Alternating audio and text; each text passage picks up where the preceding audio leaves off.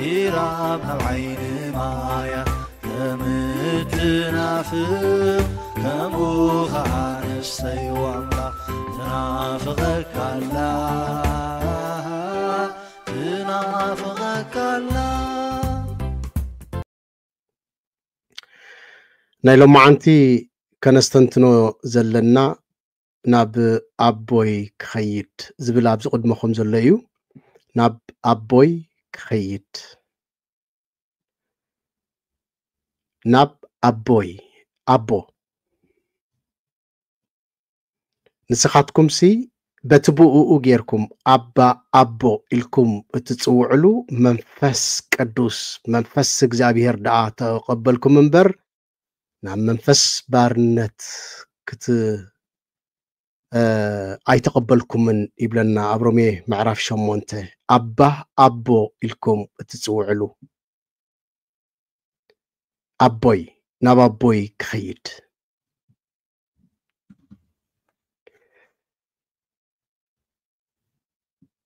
قال نجار طبلحتا يقبرلكا ناب أبوي كخيد زيا تقص زيا أب ونجيل لوكاس معرف 15 فقد 18 زلا كويتا باركي مرويت حبتي حجي نابابوي كخيد أقدم أبيلت تقصي من البات كتحصر الليل أو سيدي أمبر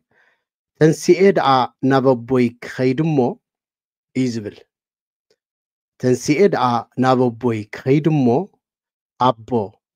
أب كلمي سماين أب كلمي خان هاتيات جبركو دقيم ودخاخ بحال أيبقعني كم حدا كابقلاوخا جبرني كبلو إيه هجي يستنتني زلو بيني يخازلو نمني زاربو له بينو ندحرال له خوينو دا ننفسو بعلو يزاربالو إذا تقع أملاخ رسالي كان باباسات أباليو مبل 14 زوم حج زلو كابتلومي أزيوم بك أزيزوغتلو زلو بليس كل هيوتنا ميديا يقواتاترولو بفلاي كريستيان أكندي مس أملاخ كنزارارب نخيل أكندي تصالوت نقبر زي ميديا انداو حتقنا እናወሰደና راينا يترفنا له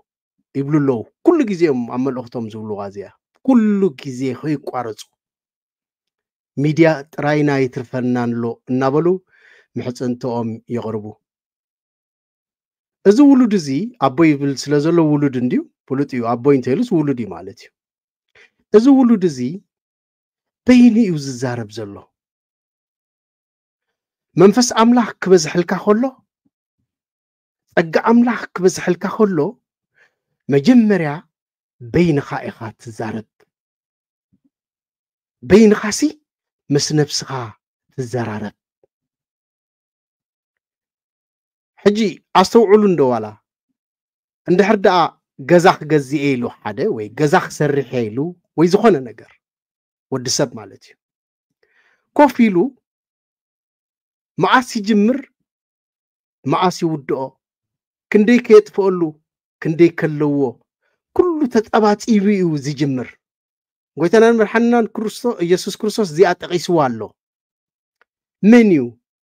زخونه نجر بلان غيرو كيجمر كولوسي قدمي ابتي حاسيبو زلو بلان متاوس كوفيلو بينو مس نفسو زي طبات ريهم أجا خبز حلكا خلو وأمرخا أخسفح كله بنا علما كايدا مالتيو بنا منفساو نجر كنريقو خلنا قل أجا أملاح كبز حلكا خلو بينخا كوفيلكا نبينخا تزاربو يقرمي نوندو لو مجن بينخا تزارب زي كونس سبت زاريب كان نخسمع كمان يسي انتي يبلا له خنس سلاسلو خمان رأسنا اللوري زي اللونون نزنقعينا እንታይ መሊኡ ኣለውን we don't know ማለት እዩ እዚ ግን ብመንፈስ ቅዱስ ዝተዓደለ ውሉድ እዩ ተንሲኤ ደኣ ናብ ኣቦይ ክኸይድ እሞ ኣቦ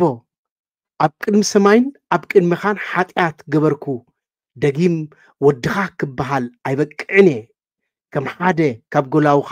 ግበረኒ ክብሎ እየ እዚ ኸማን እንተረኺብዮ እየ ማለት እዩ በቃ ከም ሓደ ገላውኻ ሕሰበኒ እንታይ ስለ ዝገበረ እዩ ግን ማዕረ ክንድዚ በይኑ ክንድዚ ሓሲቡ ናብ ኣቦይ ክኸይድ ኢሉ ብዛዕባ ፍቕሪ ኣቦኡን ብዛዕባ ኩነታት ኣቦኡን ክሓስብ እቲ ሙቖት ናይ ኣቦኡ ማዕረ ክንደይ ከም ዝነበረ ድሮ ይርድአካ ክዛረብ ከሎ ወላ እንተተቐበለኒ ቦይሲ ወላ እንተዘይተቐበለኒ ስባ ወላ ከም ጎላውኻ ቁፅረኒ ኢለሲ ክንብርክኽ ኣብቲ እግሩ ሽዑ ኣይጭከነለይን ይኸውን ምስ ነፍሱ ይዘራርብ ኣሎ እግዚአብሔር ዝዓደላ ነፍሲ መንፈስ ቅዱስ ዝዓደላ ነፍሲ ከምዚ ገይራ በይና ትንሳሕ መጀመርያ በይና ትንሳሕ ዘብዘብ ናብ መንበረ ኑዛዜ ይኮነን መጀመርያ ነፍሳ እያ ምስ ነፍሳ እያ ትዛረብ እንታይ ስለ ዝገበረ እዩ ግን ማዕረ ክንድዚ ኮፍ ኢሉ ዘስተንትን ዘሎ ኣስተንትኖ ኢና ንብሎ እዚ ሕጂ የስተንትን ኣሎ ገለ ነገር ኣለዎ ማለት እዩ እዚ ውሉድ እዚ ኣብ ሉቃስ ምዕራፍ 15 ካብ ፍቅዲ 11 ይጅምር እዛ ንብላ ዘለና 18 እያ ካብ 11 ይጅምር ናቱ ታሪኽ ሓደ ከመይ ዝኣምሰለ ሓዊ ነይርዎ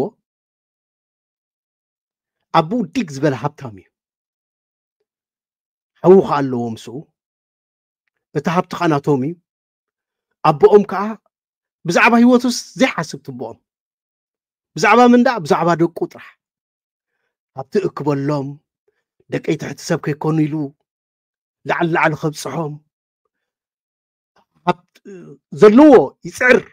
ኣቦኦም ሕጂ መቸም እንታይ ዝብል ብምስላ ብናይ ኣቦታትና ዘሎ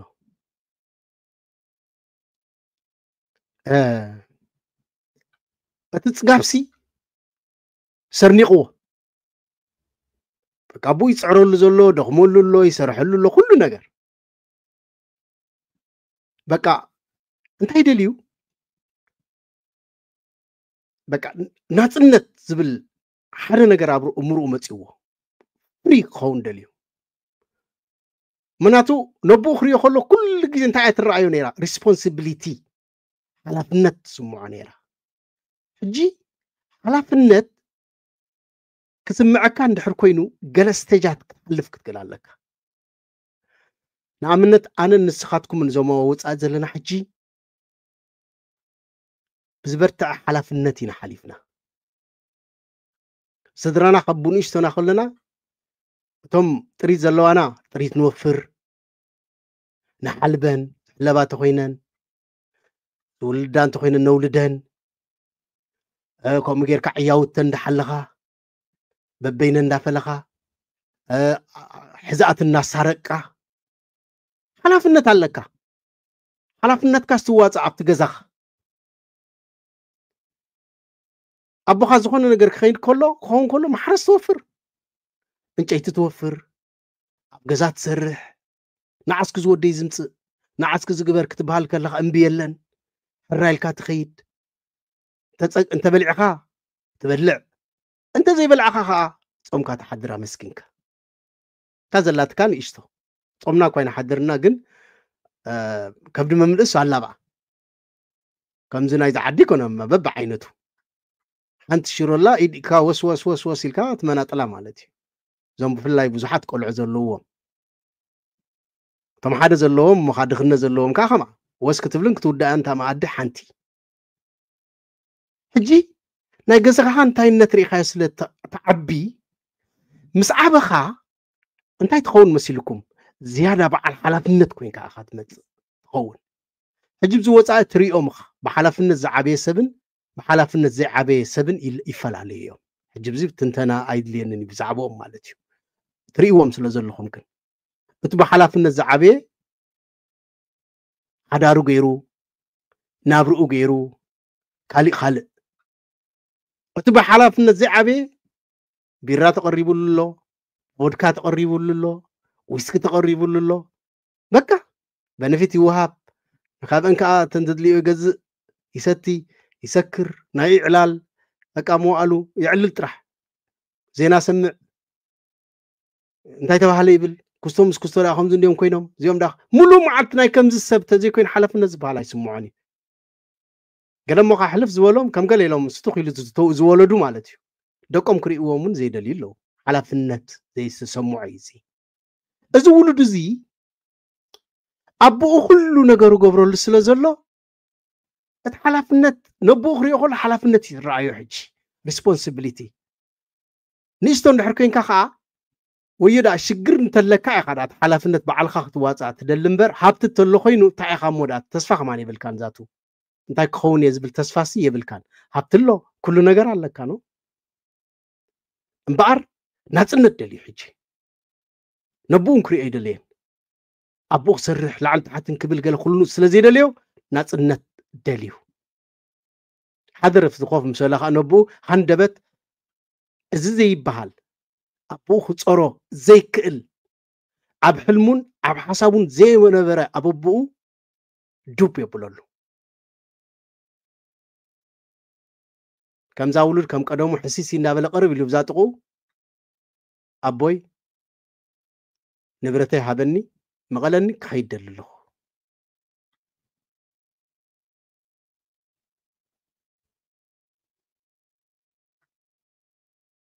በቃ ክኸይድ ይደሊ ኣለኹ መቐለኒ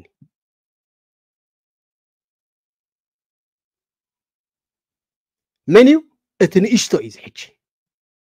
ዓብዪ እዩ ሓላፍነት ኣለዎ ምስ ኣቦኡ ይፅዕር ኣለዎ ኩሉ ግዜ እቲ ጥበብ እውን ኣለዎ ናብ ኣቦኡ ዝያዳ ስለ ዝቐርብ ብዙሕ ጥበብ ኣለዎ እዞም ደቅሎም ዘለና ዓበይቲ ክዛረቡ ከለዉ ኣታታይ ዘሎ ዝታ ኣቦ ኣታታይ ዘሎ ኢኻ ትብል እዞም ደቅሎም ንኣሽቱ ማለት እዩ ቀደም ግን ዋ ማይበ ከዓ እዞም ዓበይቲ ከምቶም ናይ ቀደም ዓበይቲ እውን ክኾኑ ዘይክኾኑ ክኽእሉ እዮም እዞም ሕጂ ዘለዉ ዊደኖ ማለት እዩ ግን ቀደም ቅርብ ኢልካ ናብ ዓበይቲ እንተቐሪብካ ጥበብ ኢኻ ትወስድ ንህይወትካ ዝኸውን ጥበብ ኢኻ ትመሃር እታ ቀስ ኢሎም ዝሰድዋ ዘረባ ናይ ብሓቂ ምክንያቱ ተመክሮ ኣለዎ ዓብዪ ቅድመኻ ፀሓይ ይርኢ እዩ ስለዚ እቲ ዓብዪ ኮነን ሕጂ መቐሉኒ ዝብል ዘሎ መን ደኣ እቲ ንእሽቶ እዩ በቃ ልቢ ጎበሲ ኣብ ደሮቱ እንድዩ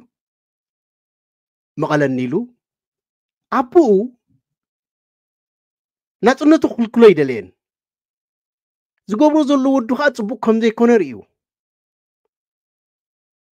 ሕጂ ዝብሎ ነገር ስለ ዘየለ ሕራ ኢሉ መቒልዎ ሲምፕሊ መቒልዎ ተመቒሉ ከም ንእሽቶ ይመቸም እንከዓ መሸላስ ዘይውድኣ መሰላ ኢሎም ኣቦታት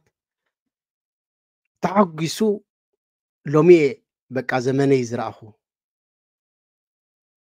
ተመስገን ዝኩሉ ሕጂ ድላይ ክገብሮ እየ ዘይውድኣ እንዲ ዝመስል ጥበብካ የብሉን ንእሽቶ እዩ ከዓ ከይዱ ምስ ዕሩኽቱ ስለ ዘለዎ ዕሩኽቲ ይቐርብዎ ኩሉ ነገር ይበልዑ ይሰትዩ ርሒቑ እዩ ካብ ኣቦኡ ነቦኡ ከዓ ይሪኦን ዘሎ ሪስፖንሲቢሊቲ ዝበሃል ኣይስምዖን ዘሎ እቲ ሓላፍነት ምዝርዛር ጥራሕ እቲ በታኒ ወዲ እዩ ዝብሎ ሕጂ ኣብ ገለገለ ፅሑፋት ኣሎ በታኒ ወዲ በታኒ በቃ ማለሲ ዘርኢ ምድሪ እሱ ኢሉ ዝብትን በቃ ብላዕ ወስተ ይብሎም زحلافيت نفسي نسته حجي سبات علو مسو سلازلو يعرقت له بقليل عرقت خجبر تزغل لي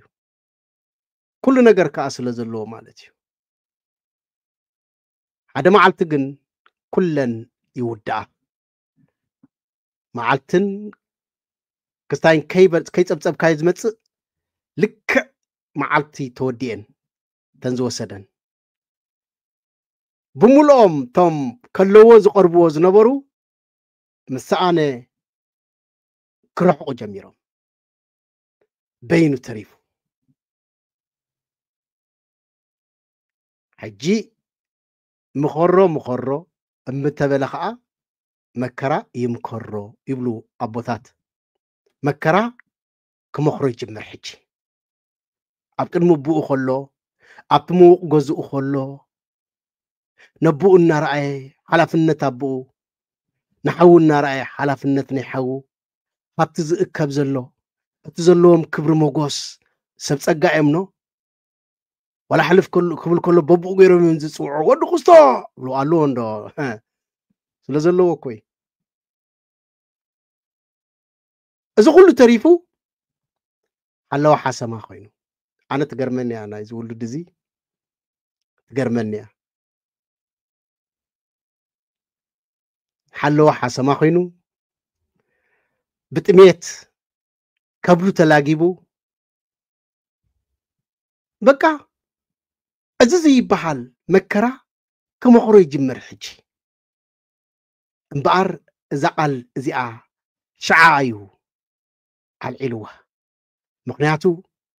تسلفتي نايبو ابتي غزومسي كستالو غلايو يمان صقام كبلو كساسيوم كله ولا حنت كو يغبرني نسو يدي حصبو اغرو حصبو نفسو حصبو كداونتو حصبلو نسو تخدينو شنن مبال طرح كوي نيرو جن بقى تسرنيقو بتغرنيا صقاب سرنيقو يزبال كمي غيري صقاب سرنقاكا لكع كم زناي زود مالتي مسرنق مالت ما يتستمو بافكا بفنጫኻ ክወጽእ ከሎ ማለት እዩ እቲ ጽጋብ ከዓ ኣብ ውሽጥኻ ዕጌርጊሩ ንደገ ከተውፅኦን ከለኻ ከምዚ ዓይነት ወዲ እዚ ትኸውን ማለት እዩ ሕጂ ኩሉ ምስ ሓሰበ እምበኣር ኣነ ክኸይድ ኣለኒ ሕጂ ኣብዚኣ ተዓድለኛ ተብሎ ክምለስ ማለት ሕጂ مملاس نسحا مالت مملاس مالتيو كنسح كملس ناب أبوي كخيد بينو مجمرة بينو ينسح له نمن لنفسه سلامنتاي مس نفسي يقدمون غيرو بتانو يستطببو بتانو يستو حسابو زوسنو وساني أبتي خوت زي التلمات مسقحافو حجي خا مس نفسو مستادر بيتو نفسو حجون تقمت إلو كزارب جميرو حجي تموكيرو تماهيرو اكسبرينس لسب كوينو حجي انتاي كوينو بتعم اكسبرينس لو السب كوينو اندحر اغزابير تتيكوا بحماق جيركات محارخ ملبمنا يقبركا ملبمنا يسئن كان دينا نبل ملبمنا سوات كوين كاسي أملاكا محركان دحدلي نسخاقات لبم مالتيو لك كامن تلبم كام نفسخا تنبسخا نخالوت ملبميت كوين عندها تملي ساق أنا عخا ملبميت خونا كامو كمزي ولد زتبل تنسيئ دعا ناببويك خيدمو أبو أبكن مسامين أبكن ميخان حاتيات قبركو سماي اكزابير مالتيو أبكن مكزابيرن أبكن ميخان حاتيات قبركو دقيم ودخاك بحال أيبكاني زعبي تمكيرو زابير أملاك كمز تمكرو زي هذا مغنياتو كندي جزوديكا أيكونن تحطه انتاي دا كندي جزي تسيخ اتحتو كندي جزي وديكا أيكونن كندي جزي تنسيخايو كندي جزي أتسلمات تقميتكا أيكونن اتحتو انتاي دا أبتسلمات كابتسلمات انتاي توموكرو وسيدكايو كندي جزي تعنكيفكا أيكونن اتحتو انتاي دا من كمزا عنكفكا ستماهير كادو إيو أي تعنكف أي تبلن خا تقول لك خا تعنكف خا قدنت مني عنكف كا كتلاليو أنت زيكي إلكا جن للتود كاتيو كتحط ناي قدنيو كابتحط يا تتيك ملس أنت زيكي إلكا جن نحاتيات حاتياتيو هذا جزي أو حسابي متسنيو نحنا دك سباتن زوم سيطاونتن سيطان ستنائل بحال ستنائل مالتي مسغانتو قدامو تتغاغي من ديو بحال ستنائل كويم سيحيتو انتاي مسحاتي انتي لنا باور يمدليو نكزابير أملاخ علوا خغوبرلو أمو كم اكزابير كخونو دليو نحنا ون أدام أتستنا إلك ناكرو مخوم مسلط خونا تناتو دليت ندنا هوان كان دك اكزابير كويت خوني ليو مسبلا واي زيارة تا مستير بزو خلال كنبل كالي فرتات كنبلع نابزي أخي قربنا نعملي قب بابي توصنا خلنا عدنا هوان انتاي دليا كندا أملاح كتكوني أخم سلازبالاكو تعالكو يا سلازي نسو كندا أملاح يدلي سيطان تغاقيو عدام كا كندا أملاح خون دليو تفرقون قبل عليه كنت قبل عاتو نجيراتو يا سلازي انتاي كوينيو نعنا تبجيلنا ودوو فيلنا نستنا إلك أسقع حجي ستنا إلك كوين تريفو واي مقنياتو ستنا إل أي تنسحان تسرنيقو يزولو سقع حجي بتعبيت نحنا قن عدام تقدادي منا من السحايو آتيو تياتقاقين يبل بزي قدس أبن السحايو آتيو ودو خا وفيلو ودو وفيلنا كاب قدس دنقل مريم توليدو حميمو أب مسكال تسقيلو بموتو عوت أويجو نعنا ندك عدام كا عدحننا أمو ساعات فلينا بك حنت تفلينا نسحا كل ما قدي خيدكا نابك زابير كتركب نيتورك كتركب تدليخا نسحايو إذا كله نتسليو كاين عبينا كنسح من انتي مودغنا سلن فلتيو كونيكت نخونا لنا نيتورك مش حد زي موتنا سترونج نيتورك نبل لو زخنا نيتورك نبل مش ولا تليفون كندول كلناس أتا يسمعنا زلو انت عينت نيتورك زلوكم قال لك تحتو أتتصالات نقبرو نيتورك نقبروكو زويرنا أبتعبيد كي نودقمو أقع أملاخ كاب تزودقنا لون ختسأنا نخل نساحيو بقر إذن إيش تودزي مودعتا بهواتو تموكيرو كملا سيلكم لا تحسبوا هجي كملا سو يخيل لكم تحسبوا كالا أجيزس مقلنا نمرتي لسك خيل لكم تحسبوا no impossible easy مخنياتو قرص فقاد يغيرو مس نفسو سلز تزاربه مس نفسو خام زرابكو كنيو ولا حنت يلن مال انتاي نبل نيرنا اتا حاتياتو زنازز موز حدقو ንሱ እግዚአብሔር ይኽብሮም ሽልና እግዚአብሔር ይፈትዎ ኢልና ስለዚ ክትንሳሕ ከለኻ ኩሉ ግዜ ክገድፎ ኢልካ ኢኻ ትንሳሕ እምበኣር ዝንእሽቶ ወዲ እዚ ተንሲኤ ደኣ ናብ ኣቦይ ክኸይድ እሞ ኣብ ቅድሚኻን ኣብ ቅድሚ ሰማይን ኃጢአት ገበርኩ ክብሎ እየ ደጊም ወድኻ ክበሃል ኣይበቅዕን እሞ ከም ሓደ ካብ ገላውኻ ግበረኒ ክብሎ እየ በለ ነፍሱ ውሉዱ ክኸውን እውን ብቑዕ ከም ዘይኮነ ቆፂርዋ እሞ ምላሹ እንታይ ክኸውን እዩ ንሱ ዘጋጥሙኸ እንታይ እዩ ብድሕሪ ኢልና ከምቲ ኩሉ ግዜ ጎይታና መድሓኒና ኢየሱስ ክርስቶስ ዝመሰሎ ምስላ እዚ እንታይ ኢሉ እቲ ወዲ ድማ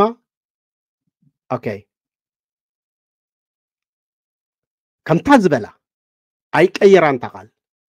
ልክዕ ነብኡ ምስ ረኣዮ ተንሲኡ ከዓ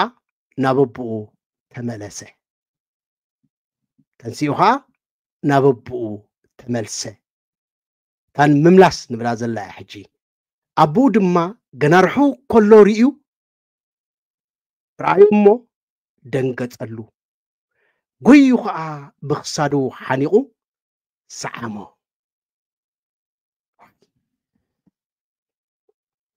ተሰብዎ ንብረቱ ወሲዱ ተማቂሉ ዝኾነ ሕቶን ርኢቶን የለን ሕጂ ብዚ ጥራሕ ስዒሙ ሓኒቑዎ ኣሎ እቲ ወዲ ድማ ትኽፍክፍ ብሎ ኣሎ ሕጂ ምክንያቱ ናይ ኣቦኦ ሪስፖንስ ይደሊ ኣሎ ሱቕ ኢሉ ዕበጦ ኣይኮነን ሕጂ ግልፂ ስዒሙኒ ድዩ ተመስገን ኢሉ ሱቕ ኣይበለን እቲ ወዲ ድማ ኣቦ ኣብ ቅድሚ ኣምላኽን ኣብ ቅድሚኻን ኃጢአት ገበርኩ ሰማይ ዝበልዓ እንተቦ ሕጂ ኣምላኽ ኢልዋ ደጊምሲ ወድኻ ክበሃል ኣይበቅዕኒ በሎ ኣቦኡ ግና ንገላውኡ ብሉፅ ክዳን ኣምፂኡኩም ክደንዎ ካትም ኣጻብዑ ኣበባ ኣጻብዑ ኣሳእን እውን ኣብ ኣእጋሩ ውደይሉ ከም ሓድሽ ማለት እዩ በቃ ካብቲ ናይ ቀደምካሲ ዝበለፅካ ኮንካ ኣለኻ ኢልዎ ምክንያቱ ቅድም መከራይ መኸሮን ዝወዲ ምውዳቕ ኣይረኣየን ምውዳቕ ስለ ዘይረኣየ እቲ ተሲእዎ ዘሎ ክፍለጦ ኣይከኣለን ከምቲ ዝበልኩኹም ንሕና ብድኽነት ምሽ መሪርና መፂና እቲ ብሓቂ ከዓ እቲ ድኽነቱ ዝፈልጥ ሰብ ኣብዚ ምስ መፀ ንስዕ ትረኣዮ እንተ ተኻኢልዎ ይሰርሕ ይፅዕር እሞ ሂወቱ ክልውጥ ይፍትን እንተዘይኮይኑ ግን ብሓላፍነት ነታ ዝረኸባ ብስርዓት ሒዝዋ ክጓዓዝ ከዓ ኣይሸግሮን እዩ ተሞኪሩ ስለ ዝኾነ ማለት እዩ ንሕና ከዓ ስለ ተሞከርና ኣብኒው ኣብዚ መፂና መቸም ፊዕፊዕ ኣይንብልን ኢና ታተድልየትና ንገብር እቶም ዝሕጎዙ ንሕግዝ እቶ ነብስና እውን ንኸውን ከዓ ነብስና ንኸውን ማለት እዩ እግዚአብሔር ይመስገን ስለዚ ዝቆልዓ እዚ ሓድሽ እዩ ኮይኑ ምክንያቱ ኣቦኡ እውን በዚ ዝሕጎስ ዘሎ ንምንታይ እዩ ከም ሓድሽ ዝሪኦ ዘሎ ቀደም ሪስፖንሲቢሊቲ ስምዖ ይነበረን ከምኡ ሰብ ኣይነበረን ኣቦኡ ማዕረ ክንደይ ይደክም ኣሎ እውን ይፍለጦ ይነበረን ተኣኪቡ ዘሎ ሃብቲ ደኣ እሞ እንታይ ከመይ ገይሩ ክፍለጦ ሕጂ ግን መከራ ምስ መኸሮ ተንሲኡ ናብ ኣቦኡ መፂኡ ግብረ መልሲ ከዓ ከም ብሓድሽ ኣቦኡሲ እዚ እንዲኻ እሞ እወ በቐደሙ እኮ ኢለ ነይረ እዶ ገለ ከምኡ ኣይሰርሕን እዩ ቅድሚ ኣምላኽ ቀደም እንታይ ነርካ ኣይርድኦን እዩ እቲ ናቱ ናይ ፍቕሪ ሚሞሪ ትማል እንታይ ነርካ ኣይርድኦን እዩ ንኣምላኽ ንኣምላኽ ዝርድኦ ሕጂ መን ኣለኻ እዩ ሕጂ መን ኣለኻ መን ኮንካ ኣለኻ ሕጂ ኣበይ ኣለኻ እምበኣር እዚ ምስላ እዚ ናተይ ናትኩምን እዩ ኣሕዋተይ ክርስቶስ ኢየሱስ ክምስሎ ከሎ ንዓይ እናረኣየ ንዓኻ እናረኣየ ንዓኺ እናረኣየ እዩ መሲልዎ ነዚ ጥፉእ ወዲ እዚ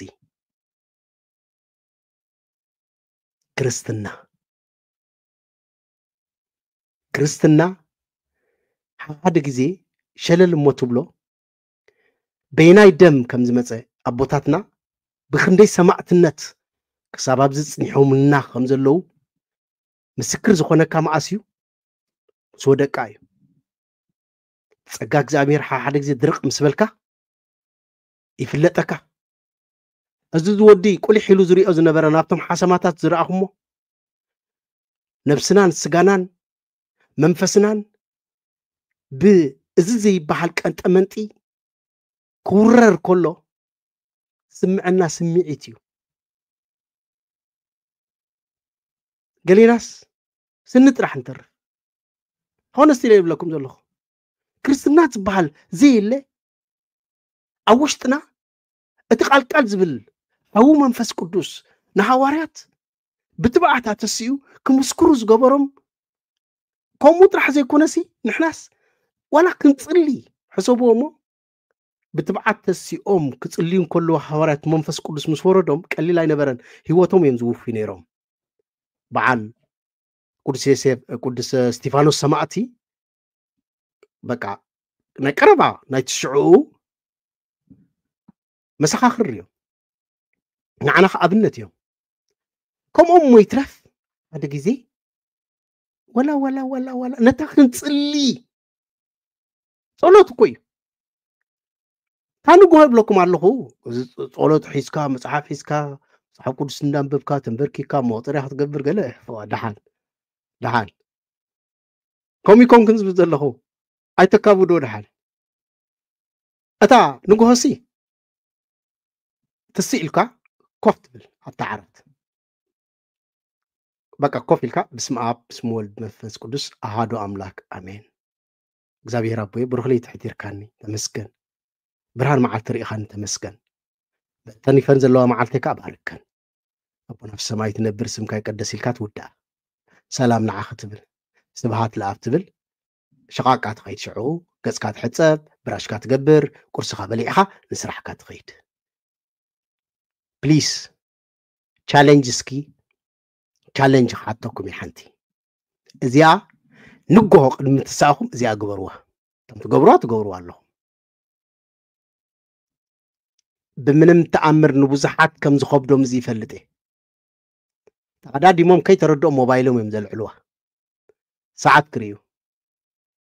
ብድሕሪኸ ገለ ይርዩ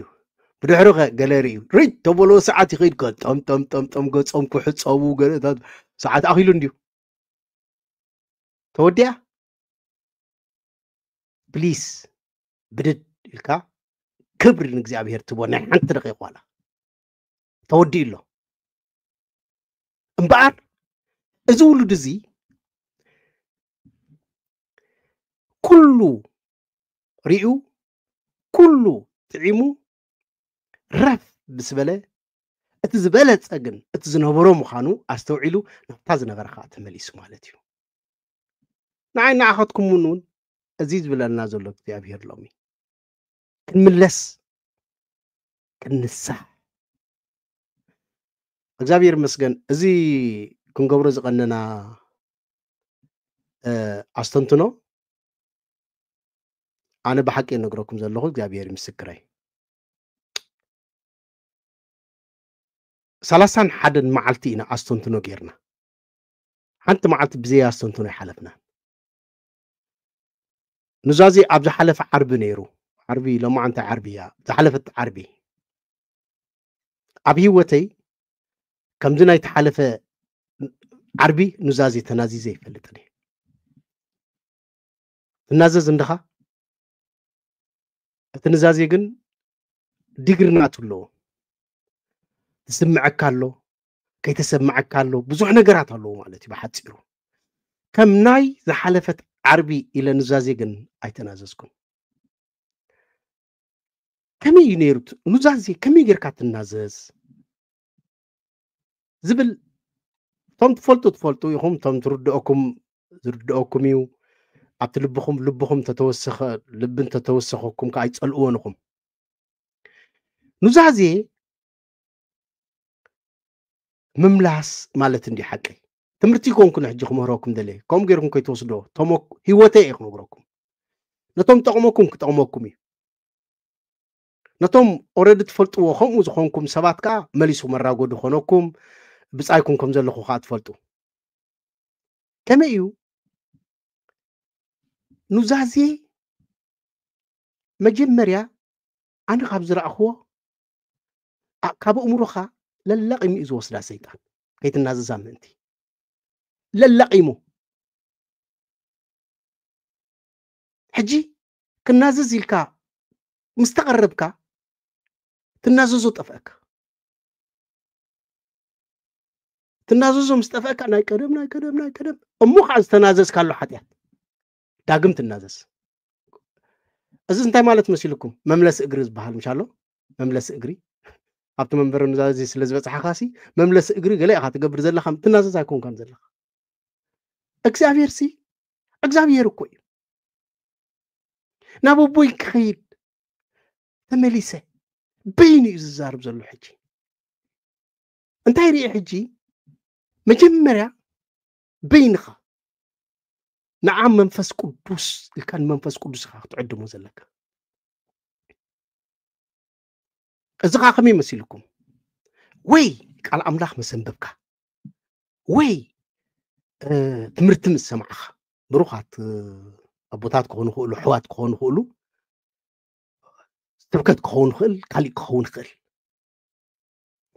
ልብኻ ክትህረም ከለኻ ብድድ ኢልካ ናብ ኑዛዜ ኮነን ዝኽየድ እንታይ ደኣ ሕጂ ምስ ነብስኻ ትዘራረብ ተመሊሳ ኣላ እቲ መንፈስ መፂሉ ሕጂ በል መንፈስ ቅዱስ ኣዘክረና ሓጢኣተይ ሕጂ ትብሎ ዝዑ ምስ ተሰበርካ ሓጢኣትካ ይዘከርካዮን ኣይዘክረካን ይባይዘ ወይ ከመይ ገይሩ ከዘክረካ ከተፍሽሎ ክሰብሮ ሰንሰለቱ ክትበትኽ ኣሲር እኳን እዩ ዘሎ ብልክዕ ኣብ ኑዛዜ ከይድና እንድሕር እናዘዝ ኣለና ንፍታሕ ኢና ዘለና ንምለስ ኣለና ኣበይ ነርና እዩ ሕጂ ምለስ ኣለኹ ተልካ ንኻብ ሓጢኣትሲ ኣበይ ነርካ ተልካ ምስ ሓጢኣት እንታይ ማለት እዩ ተልካ ንእግዚኣብሔር ፀላእ ገብረካ ንሰይጣን ከታይ ገብረካ መሳርሕቱ ገብረካ ሓዉ ገብረካ ፍሬንዱ ሰኮያ እታ ንእግዚኣብሔር ፀላእቱ ጥራሕ ሒዝና ሱቕ ኣይንበል ንሰይጣን ከዓ መሳርሕቱ እዩ ካ ትኸውን እምበኣር ካብቲ መሳርሕቲ ሰይጣን ምዃንካ ትመልቕ ዘለካ ሕጂ what do you think እሞ ሱቕ ኢሉ በቃ ከይድ መድሓን ተናዘዝ እምበኣር ከምኡ እዩ ዝግበር ከምኡ ክብለና ንፅበ ኖ እንታይ ዝገብር ካብ ኣእምሮና እተን ዘለዋ ይለቕመን ክትፍታሕ እንደኻ ለቂሙ ልቦናኻ ይሽፍኖ ኦኬ ሕጂ ብድድ ኢልካ ዋላ ተሰሪዕኻ ናይ ቀደም ሽዑ ምስ ጠፍአካ ናይ ቀደም ዝተናዘዝካዮ መቸም ርድኦኩም ህሉ እዩ እዚ ንመብዛሕትኡ ሰብ ኣታክ ዝገብር እዩ ዘጥቅዕ እዚ ናይ ቀደም ዝዘከርካዮ ትናዘዝ ከምዝን ገይረ ናብቲ ናዘዛ ክንመፅእ ኢና ሓራይ እምበኣር ከምኡ ከይገብረካ ምእንቲ ፅቡቕ ስብከት ምስ ሰማዕኻ መጀመርያ ምስ ነብስኻ ኢኻ ትዛረብ ከምዛ ዝወዲ ዝተዛረባ ጥፉእ ወዲ ንስኻ ከዓ ትምለስ ዘለኻ ክስለ ዘለኻ ምስ ነብስኻ ትዛረብ ምስ ነብስኻ ከይትዛረብ ዝኽልክለካ ግን ኣሎ ዝለመደካ እሞ እንታይ ደኣ ክትገብር ኣለካ መንፈስ ቅዱስ ዓድሞ ዘይንገር እታ መንፈስ ቅዱስ ኩሉ ከብርህልካ እዩ ኤቭሪቲንግ ብርሃን እዩ መንፈስ ቅዱስ ከምዚ ፀልማት ምስ ይፀንሕ ገዛና ብደገ ማዕፆ ክፍት ኣቢልና እትው ክንብል ከለና ኣብታ ጥቕኡ ዘላ ኣብታ ጥቓ ኣፈት ፀንሕ ስዊች ቋዕ መሰበልካያሲ ዋው ይብሉሽ ተመስገን ዋይ እንቋዕ ገዛና ብሰላም ኣተና ትብል ኤግዛክትሊ መንፈስ እግዚአብሔር ዓዲምካ ኣቦዬ ኣዘክረና ሓጢኣተይ ንዓኻ ዘጓሃኹለን ነጥብታት ኣይኖቴን ኣምፃለይ ሕጂ ዋን ባይ ዋን ክመፃኻ እየን ሕጂ ልብኻ ክርህርህ እዩ ክስምዐካ እዩ ኣቦዬ ንዓኻ ጥራሕ ኣነ በዲለ ክትብልካ ሕጂ ምክንያቱ መንፈስ እግዚአብሔር ብውሽጥኻ እናተንከፈ ዕቤት ናይ እግዚአብሔርን ፍቅሩን ፀጉኡን በረኸቱን معرخندي نولدو وفيو مع أبو ولدو خيترفه سقايو زغل عالم ملو حتى تشكي موسي تشكي مكوي أما أكيلو أم أنني يركا I know أنا ندي خوين أمو أنا ندي خوين ناتكا أنا ندي خوين تزاد حن كان نسب أنا سنوف أنا دخوم نعم منفس قدس برحان كحد أقلني نحن سما محلا ونبرة تسأل الله بلبخ حج تسأل الله نعم منفس قدس أقلني أبره اللي هاتي انتهي مخانو أذكرني بجاه حجي تبلكا ولا لا لا لا لا لا ولا كعافنا رح نزارب وصلت مثلنا خيلو the same كم زعنا زاربا زلخو كبلبخا كوشتخا تبلو زلكا منفس قدس قالات كاي كونن حجي كم أقنابيرو خزارب كم يكونن زدلي لبخا توقيو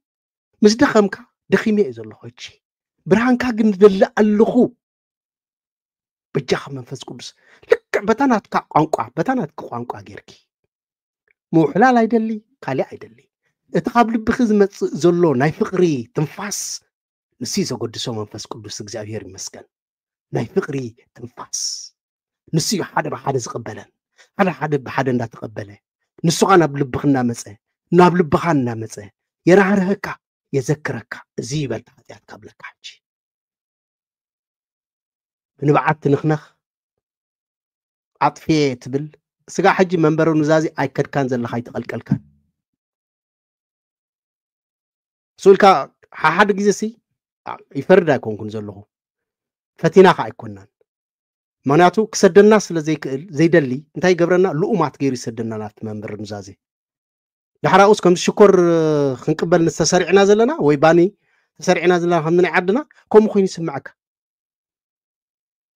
راحت خساي زلو محليت قال جورت اليوم كينو مابوتات بتم ليكاونتي قلبت تقاخا كينو من حرك ساي ولا مزمران زمرتل ناوم طرح تري تسرعك كو هذا اللي خدت منبر نزازي كتنازز እግዚአብሔር አምላክ ካብዚ ምሓረና እዚ ኮነን ትንዛዜ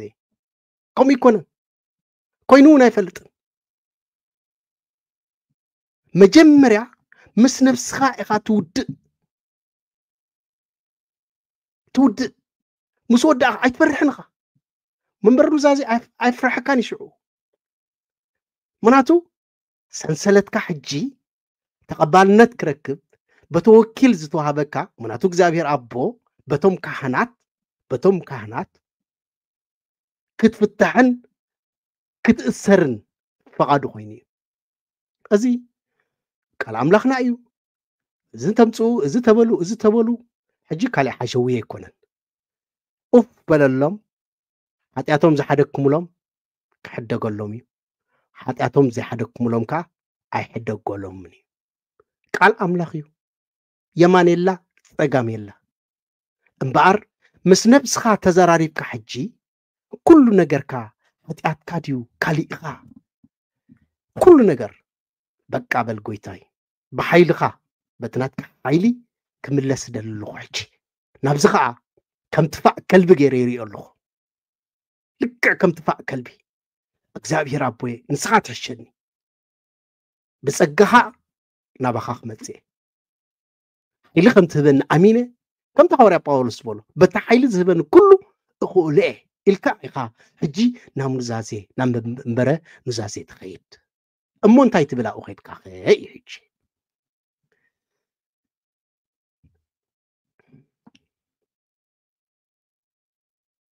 انتايت بل قد ما حتقات من قارنا مجمرة او አባት ነፍሰይ ንሕደሊና አባት ነፍስና እዩ ብፍላይ ካቶሊካውያን እትናህና ቆመስና አባት ነፍስና እዩ ኣብ ናይ ኦርቶዶክስ ከዓ አባት ነፍሶም ንናቶም ክሕዙ ይኽእሉ እዮም እምበኣር አባት ነፍሰይ ወይ ከዓ አባዬ ትብል ከምዛ ብነፃ ረኺብካ ትዛረቦም ከለኻ ከምኡ ማለት እዩ አባዬ እዚ ሎሚ ኣብዚ መፅእ እዩ ዘለኹ ንእግዚአብሔር ስለ ዘጓሃኹ ኣብ ቅድመኹምን ኣብ ቅድሚ እግዚአብሔርን ዓብይ ኃጢአት ስለ ዝገበርኩ مفتاح سلا زدليني حتى كاس سلا زأمن دقيمون كملس سلا زيدلي أبزق المخم زلخمو أبوي باسم እግዚአብሔር ክትፈትሑኒ እልምነኩም ኣለኹ ኢኻ ትብሎ መጀመርያ ትዕድልካ መፅጋ በስመ አብ ንሕድ ኮንትራት ኣይኮነን ኃጢአት ካብ ልብኻ ማለት ሰንሰለት ኣሲርካ ዘሎ ብጥስጥስ ተብለሉ እዩ ሕጂ ሰይጣን ትማርኸሉ እዩ እቱም ሰባት ሰይጣንሲ ተማርኾ ኢዱ ክገድፈካ ከተምልኽ በቃ ኣነ ናይ እግዚኣብሔር እየ ናይ ፍትወ እየ ንስኻ ናተይ እዩ ክትብል ኣነ ናቱ እየ ንስኻ ናተይ እዩ ኣነ ዘይኮንኩን ዝነብር ዘለኹ እስዩ ኣባይ ዝነብር ዘሎ ክትብል ከም ሐዋርያ ጳውሎስ ከምኡ ኢልካ እንድሕር ዳኣ መፂኻ ንእግዚኣብሔር ክትጥብሮ ኢልካ ከይትሓስብ ናይ ቀደም ኃጢአት ኣመምፂኻ ከምዚ ኢልካ ከይበሃል ድዩ ወይ ክግብራሉ ስክፍታ ድዩ ኣነ ኣይርደአኒ ይኹም መቸም ባይዘወይ ዝሕለፍ ኩሉ ግዜ ከምኡ ነይሩ እዩ ካብ ሰው ኢለ ጠንቂለ ይኮንኩን ዛረበኩም ዘለኹ መንፈስ እግዚኣብሔር ክሳብ ዘይፈለጥካይ መዓልቲ ከም ሰብኻ ትመላለስ እምበኣር እዚኣ ኢኻ ትብሎም ኣባዬ ኣቦዬ ይደግመልኩም ኣለኹ ኣባዬ ኣቦዬ ወይ ከዓ ብሩኽ ኣባ ነብሰይ እምበኣር ሎሚ ኣብዚ መፅየ ዘለኹ ኣብ ቅድመኹምን ኣብ ቅድሚ እግዚኣብሔርን በዲለ እየ እሞ ብሓቂ ናብኡ ከይምለስ ሓጢአተይ ስለ ዝፀላእኽዎ እዩ ሕጂ ከዓ ኣብ ቅድመኹምን ኣብ ቅድሚ እግዚኣብሔርን ኮይነ ካብዚ ሓጢአት እዚ ተናጊፈ ናይ ኣምላኽ ክኸውን ወዲ ኣምላኽ ክኸውን ስለ ዝደለኹ እንዴ ኣቦዬ ፕሊስ ፍትሑኒ ኢኻ ትብሎም ከምታ ቃል ዝተዋሃበት ካብኣ ካብ ልብኻ ምስ ተሰበረ ሕጂ ከምዚ ድዩ ዝበሃል እዚ ድዩ ዝበሃል በዚ ስርዓት ድዩ ዝዝረብ በየን ጀሚርካ በየን ትብል መን እዩ ቀዳማይ መን እዩ እንታይ ዝበሃል ከምኡ ይብሉን ናይ ልብኻ ከተርግፍ መፂኻ ዘለኻ ሕጂ ሰንሰለትካ ክድርቢ ኢኻ መፂኻ ዘለኻ ክትፍታሕ ኢኻ ካብ ብርግፅ ብእምነት ክትፍታሕ ኢልካ ኢኻ መፂኻ ዘለኻ ክትፍታሕ ኢኻ ከዓ بسمن بسم أبن بسم ولدن بسم منفس قدسن بسم هياو اجزي أبيهر إخاخت فتح سعو بلزو ودي حراي كقرموكم ريسبونس نايتوم كهن شعوخ تريوخ يتقوم ويم توم كهنات نزي كدام كم دنيرين وخستو تعرفيو دحر سريغة حسيه عتاليله تبايسه عواتي كمزي عيتبلنخ نزن كمي خاتبلو نبوليس خاخمو تبلو كمان بوليس ندحابا نو انا مالسي تاي اغزابيهريو لك بلك حنت ابنت حج خبوكمي ناتي اكون انا كالي ايكون نا ابنت يزولكم زلو حجي نابنت مسعرك خاطبا يسكالخ بلز ودي كم تازولكم حجي انا اب قدمكم اب قدم እግዚአብሔርን በዲለ ኃጢአት ገይረ ሕጂ ግን ኃጢአተይ ጸልኤ ንእግዚአብሔር አጉሄ እሞኸ አቦዬ ናብ እግዚአብሔር ክምለስ በበረኸቱ ክመላለስ ይደልስ ለዘለኹ ክትፈትሑኒ እመጽእ ዘለኹ ትብሎ በቃ ቀላል ብድላይ ከቃላት ጌርካ ሕራይ ዝወደይ ሕጂ ንሶሙን መንፈሶም ከማን ይምለስ ከምዚ ኢልካ ተናዘዝ ክብሉኻ ኣይኩልን እዮም ኣብቲ መንበረ ታቦት ንስኻ ኢኻ ፈሊጥካዮስ ተረዲእካዮ ካብ ልብኻ ሒዝካ ትኸይድ ትብዓትካ ከማን ትህቦም ንዕኦም ሕራይ በል ዝወደይ ተዛረብ እምበር ኣቦዬ ብሓቂ ናይ ሰብ ነገር ኮይኑ ሕጂ ኣነ ከመኽኒ ይደልኒ ከም ክርስቲያን ክትፃወሮ ዝግባእ ኣይተበዲልካ ኣለኻ ባይዘወይ ተበዲልካ ኣለኻ ኢልካ ወሲንካ ኣለኻ እስኻ ፃወር ነይሩኒ እንድዒ ስጋ ለበስ ዲ ኮይኑ ዋላ ካሊእ ኮይነ ክትፃወሮ ይከኣልኩን በዚ ምክንያት ንሱ ፀሪፉኒ ኣነ እውን ደጊመ ፀሪፈዮ ብጣዕሚ ጉሂርኒ ኣጉሂኻኒ ለኻ እንትበልኮ ተመሊሱ እውን መሊሰ እውን ከጉሂካ እየ ገለመታት ኢሉ ንገለገለ ዝኾነ ማለት እዩ ስለዚ ድሕረ እንተረኣኽዎን እንተመርመርክዎን ግን ሓውኻ እንተበደለካሲ ክንደይ ግዜ ክትገድፈሉ ለካ ዝብል ቃል ኣምላኽ 7 ግዜ 70 ዝብል እሱ ዘይበፅሐኮ ብምዃነይ እሞኻኡ ምውዳቐይ ብሓቂ ሕማቕ ምዃኑ ተረዲእኒ ኣሎ ሕጂ ኸ ኣባት ነፍሰይ ምዛዓርከይ እንተተዓሪቃ ኮይንካ መወዳእታ ተዓሪቕና ኢና በቲ ባእስና ግን እግዚኣብሔር ባህ ከም ዘይበሎ ስለዝፈልጥ በዚ ክትፈትሑን እየ ደልየ ክትብል ትኽእል ኢኻ ተዓሪቃ ኦልሬዲ ግን ፍትሓት ትደሊ ኣለኻ ኦፊሻል ማለት እዩ እንድሕር ዘይተዓረቃ ኮይንካ ግን እምበኣር ኣባት ነፍሴ ኣነ ንሶም ቅድሚ ምባሎም ክብሉኻን እንዲኦም ኣይገድፎኻን እንዲኦም ሞ ተዓሪቃ ዶ በኣሲ ፅቡቅ ኣይኮነን ክብሉኻን ቀድሚ ምባሎም ግን ፈልጣ ኢኻ ስለዚ ግዜ ኣይረኸብኩን ተዘይረኺብካ ኮይንካ ማለት እዩ ግዜ ይረኸብኩን ወይ ከዓ ተቐይምካ ተሊኻ ክብሎ ይደሊ እሞ እብርትዕኒ ስጋ ሕጂ ከዓ ሎምን ፅባሕ ክብል ስጋ ሕጂ ኣይተዓረቅዎን ኢልካ እታ ዘላ ሓቂ ትነግሮም ሽዑኡ መንፈስ እግዚኣብሔር ዘብርህልካ ብርሃን ክትሪኦ ኢኻ ኣብቲ ዓርክኻ ኮይኑ يمكن تأمرات يقبر خون نمشت يدول الكاخون تعرك إذا حصلنا بجاخي لك بقدام عايز كم زخ لك أخل خون you don't know مخناتو كنميو كير كان لخانو تأثيركم زلو أمونغو خان أمونغو أثيركم زلو أبو خافتي مولو في المخ بمنتاي جيروم بسم أبن ولدن منفس قدسن جيروم فاتح مولو وزي تمسترن ناينو زازي ما عرخن تزي ولا زوم عرقتي خجورو زي كولو ببنياتات كجورو زي كولو ساينتيست كجورو زي كولو زوم تايمز بحالو زيوم ناي سايكاتريست كجورو زي كولو سايكولوجيست كجورو زي كولو أمنبر نزازي زجبر عبت أمراتي زي بليز كابتقول جزء لميدنا يزلنا سريعة حسيه تبايسه تزعرفه كابزق نوتسال لنا نزازينا بلك بتوقعن أنا زقلت أبكر مؤمن كينكا أزي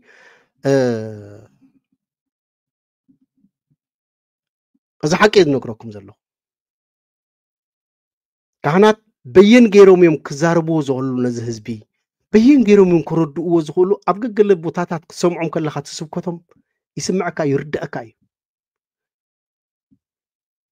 مغناتو ناينو زازي قداي سلزغونه كلا خي زاربو أسون تنقاقتات عنه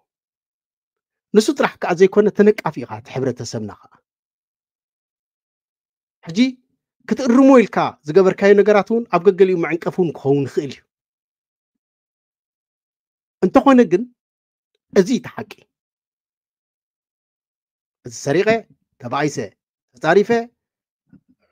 كم زي ناي قدم كوي قدم عبير ترى عبزسي 25 عامت غيركاسي عبير تراس مس حدا سي تبعيسة نيرتبل سلكا كو عبت نزازي خدك تنس ازسي عسرا جيزة تنس زنس حلو عسرا ددقيموم وا حجي مودعتون دحر بزح جيزة تدقاقمو لخا خوينكا مو حانت جيزي خيركا تنسي خاص أملاخ يسمعني مالد ديو كالا جيزة تدقو مزلخا امبار ولا أبتخت دالو خلخا ننزازي نسات رح ذكرك كان دحرال له خينو كيد رح أقبل له أملاخ يسمعي بولو سمعنيو فاتحني خا تفتحي خا بولو أي ذكرك كان بدحرو انت أيو سمعي بالكان كتأتوي بالكان الرئيسها أزونا يتنازز كالو ولا تتنازز كالو سنابله ددقيمو نحرو أمتيلكا ومخابلك يتنازز كالو مالتيو بدحرو نتصقوخ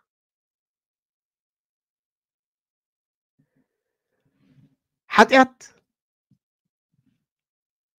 نتيركا زقدفكا يكون أم نزازينا كننازز كلنا ولاون بحساب بزوح نجر حساب أنا قارتنينا متشم بحساب بزوح جيز حتينا عند حركينا بحسابي ون ብዙሕን እግዚአብሔር ዘጉህዮ ኢልና ኢና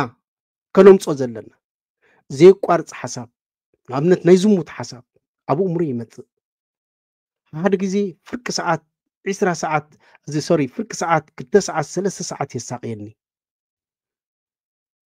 ከም ገሊሉ ከዓ ድሓር ይኸይድ እዚ ሓሳብ እዚ ግን ይደጋገም ኣቦዬ እዚ ሓሳብ እዚ ኣነ ክደጋገመኒ እንከሎ ነታ ትደጋገም ዘላ ሓሳብሲ መዝሙር ዳዊት ገይረላ እንተ ዝኸይድስ ክንደይ ጽቡቕ ምኾነት እንተኾነ ግን ኣይከኣልኩን ኣብ ቅድሚ እግዚኣብሔር ከዓ ከም ዘጓሃኽዎ ይፈልጥ ምክንያቱ ብልቡ ዝሓስብሲ ብልቡ ዝሓሰበስ ከም ዝሓፀ ዝበሎ እዩ ስለዚ ቦዬ እዚ እውን ኣባዬ እዚ ክትፈትሑኒ ይደሊ ኣለኹ ኢልካ ዓኻ ትነግሮም ሽዑ ከምፅኡልካ እዮም ናይ ሓሳብ ኣብ ሓሳብካ ዝመላለስ ዘሎ ሓጢኣት ከመይ ጌርካ ክትገድፎ ከም ዘለካ ብሓይሊ እግዚኣብሔር ኣብኡ ኮፍ ኢሎም ዘለው መተካእታ ክርስቶስ ምዃኖም ሆነስ ትብለኩም ኣለኹ ሽዑ ኢኻ ተኣምራት ትርኢ ክነግሩካ እዮም ካልኣይ ከምዚ ኳሓሒሎም ኣይኮኑን ወይ ንፉዕ ሰባኺ ወይ እንታይ ዝበሃል ኣይኮነን ሓንቲ እያ ተቓሎም ልክዕ ንመንፈስ ቅዱስ ኣሚንካ ስለ ትመፅእ ዘለካ ብኡ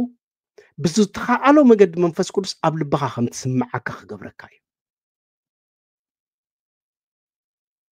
ኦኬ ምስ ወዳእኻ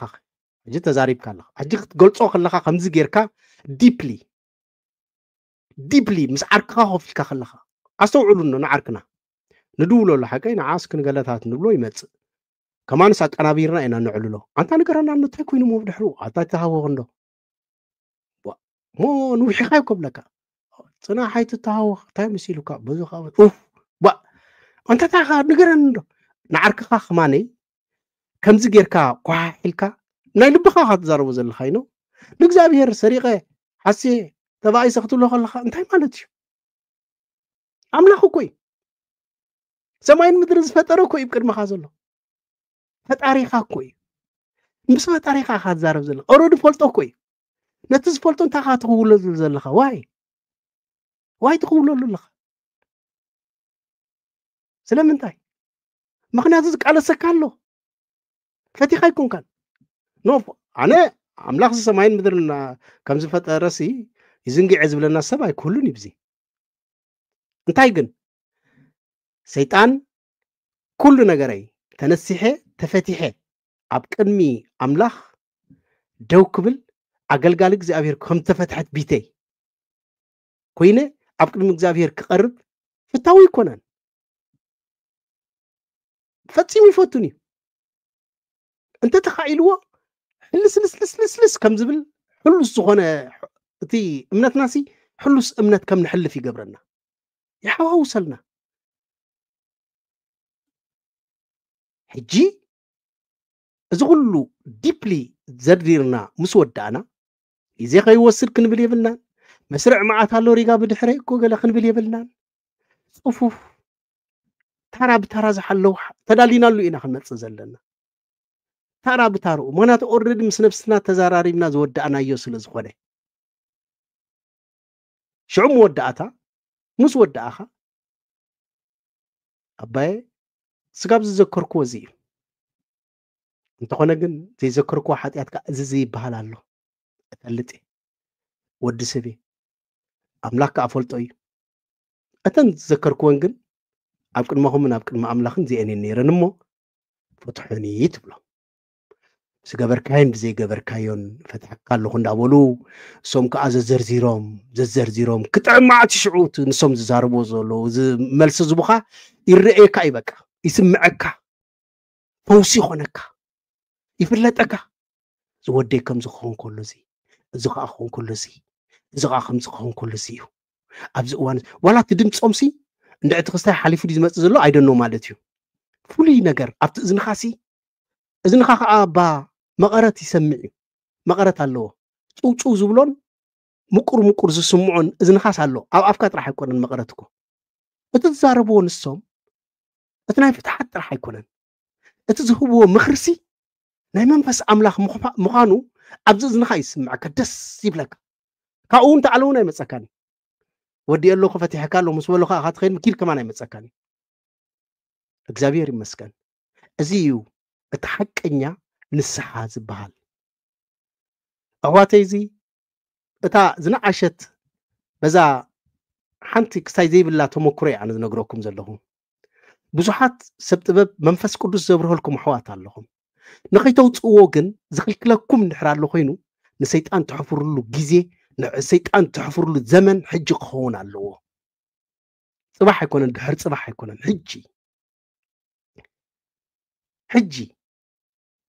ሕጂ መዓስ ሕጂ ላኻ ሃናበይ ኣሎ ሕጂ ላበይ ከኽርግ ምስ ነብስኻ ኢኻ መጀመርያ ኣዳኽም ተብላ ንዛ ነብስኻ ትፍንፍኖ ነቲ ትገብሮ ዘለኻ በቃ ትፍንፍኖ ኦ ማይ ጎድ ኣነስ ኣምላኽ ኣይልተ ይብካንስ እዝስ ኣነስ ኣማን ክበሃል ዲ በይንኻ ንዛ ነብስኻ ከምዚኣ ጌርካ እንተዋሪድካያ ኖ በዓሉ እንዳኣሉ ኖ ኣነ እኳ ኣይኮንኩን ኣብዚ እሞ ከምዚ በዓላ እያ ከምዚ ዶ ክብላ ነይሩ ኖ ዋ ኣምላኽ ርኢ እኮ እዩ ኖ ዋዚ ኩሉ ዝገበርናዮ ንገብሮ ሓጢኣት እኮ ንኣብነት ኣብ ገገሊኡ ሕጂ እዎ ኣነ እኳ ምሕማይ ኣይፈቱን እንዴ እንታይ መሲሉካ ገለ ሰረዝ ኣምላኽ ነው ከም ሕሜታ ይቁፀረልና እምበር ኢልና እውን ሓጥ ኮይና ንጅምር ኣምላኽ ከም ሕሜታ ይቁፀረልና እምበር እንታይ መሲሉካ እዛ ውስጥ እኮ ትጅምር ሕጂ ኣምላኽ ሕጎስ በዚ ብፅቡቅ ነቲ ሓጢኣሲ ፅቡቅ ገይሩ ኣላማሚዱ ኣብዚ ቅድመናሲ ከምዚ ኩዕሾ ከምኡ ፅቡቅ ኩዕሾ መፃወቲ ከምኡ ገይሩ ቀሪቡልና ኣሎ እቲ ሓጢኣት መንፈስ ኣምላኽ ግን ኣብ ልብና እንታይ ከም ዝብለና ከዓ ንፈልጦ ኢና ዳስዋይ እኮ ኣምላኽ እኮ ኣይሓዘልና እምበር ኣምላኽ ኣይበሎ እምበር ማለት ኣብ መንጎኸን ኣብ መንጎኻን እምበር ከምዚ ናበልና ንጅምሮ እኮ ሓጢኣት ምዃኑ ድሮ እኮ ፈሪድና የለና ባዕልና ነዚ ክፍንፍኖ እየ ክገድፎ እየ ካብ ሕጂ ንድሓር ኢልካ ተንፊንካ መጀመርያ ነብስኻ ሎሚ ሕጂ ምስ ነብስኻ ኢኻ ትውድእ ሽዑ እንታይ ትገብር ጉዕዞኻ ትጅምር ናብ ካህን ክትፍታሕ ኦፊሻሊ በቃ ክትባረኽ ኣሕዋተይ ንሰይጣን እንሕፍረሉ ዘመን ክኾነልና ኣለዎ ክንደይ መዓልቲ እንዳሓሰማ ኮለል ክንብል ክንደይ መዓልቲ ምስ ሓሰማ ኣብቲ ዝበልዖ ምስአን ጨፈቕፈቕ ክንብል ኖ ወይ ንብለሉ እዋን ኢሎሚ እግዚአብሔር ብመንፈስ ቅዱሱ ኣብ ውሽጥና ፍቕሩ ዝገልጸሉ ደቁ ክንበሃል ንሕና ከዓ ፍትወይ ክንብሎ ምን ሞኽብ ብሓቂ እየ ዝብለኩም ዘለኹ እግዚአብሔር ኣቦ ኣብ ልብ ነፍሲ ወከፍና ነጊሱ ብፍቕሩ እንተዝግለጽ ኣብታ ማእከልና ዘላ ፍቕሪ ክትውዒ ክትመላለስ ከላኮ ማንም ኮ ዛዕግታ ይብሉን እኮ زحلنا قنير الله زحلنا زحولات كم زلنا جنا እግዚአብሔር كم أبت እግዚአብሔር زبلنا بوتا سفرة كم زي لنا زرقاقز أتي أب تخرسيان كي ترفه ناملاح كان ملخ إن لمس أنا زلوا في اللي ترح في اللي بعبدي بسبقة بقوم السنة زفن فن أزيو كابز خيوت أنا I don't know كبيديو بتعمي خازح زنك بيتروس كا نوت أي وتأي زبل توم أملخو ناي عد مفللاي أملخو ناي سبات مفللاي أملخو تأجعي ناي كهانات تأجعي ناي قلي تأجعي ناي قلي እግዚአብሔር አቦ ገዲፍካ ንሰብ ከማኻ እሞኸ ምኽንያት መፈላለይኻ መፋቐሪኻ እንተ ዝኸውን እኮ ጽቡቕ እዩ ምኽንያት መፈላለይኻ ነወይ ኣምላኽ በዚ ክሕጎስ ኢልና ንሓስብ ጴጥሮስ ከዓ ንወፃኢ ወፀ ሽዑ ኣምሪሩ በኸየ أتقال كم زي زبلنا مغنياتو درو كي ترفه درو خنق خلكو قدم من قاون تايدي زغبر مسيلكم أتم درو زي فلتكو زي تفلطو مالتيو قف يزبل شعوكوكو يزبل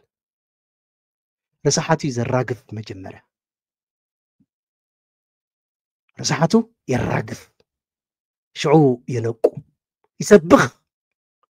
كم بعل بيتروس عدلينياتات كا يسمعوه شو انت يذكروا قال أبوهم يذكروا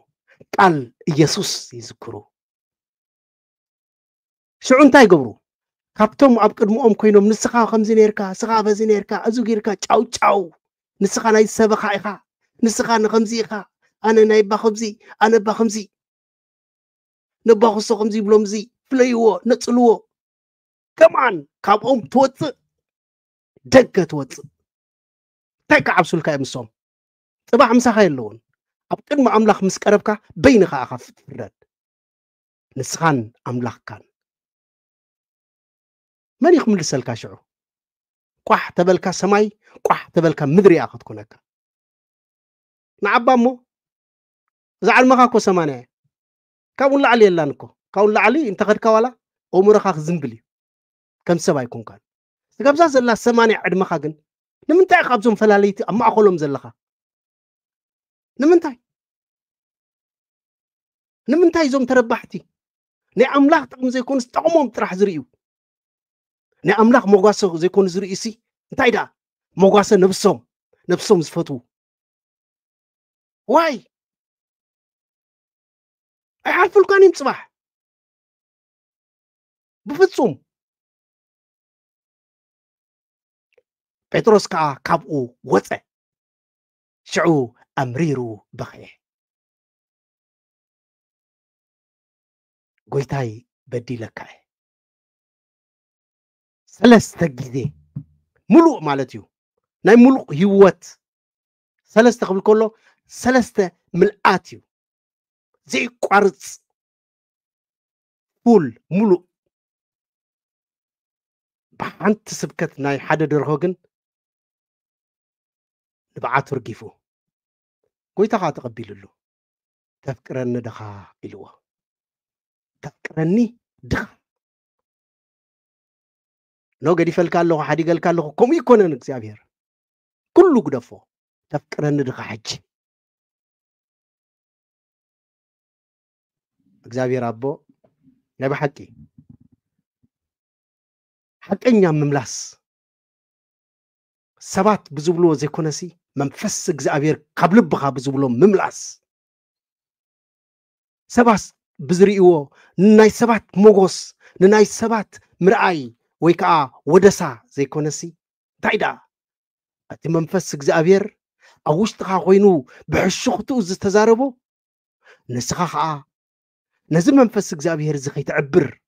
طوعتو كيتعبر ملؤ بملؤ كتملس نكلخمو እግዚአብሔር بعغبه كبلو كله كلهم ملائكتي اتحنت عيت ترخيبا إلهم كلهم قدسان كلهم ጻድቃን كسراسرون كلو ازيد دلو زلو እግዚአብሔር انت عيت نسخايخ أنا نسخيخي انت عيت نايسا عن شعتن عيتات هاي قدسوني እግዚአብሔር نايسا عن شعتن باقي هاي قدسوني دحرتا تفكرن دخا زبلو نبونا بيتروس مو باقي يحلو يلو ريو معرخ ندي فقر له بانا باقي يحلو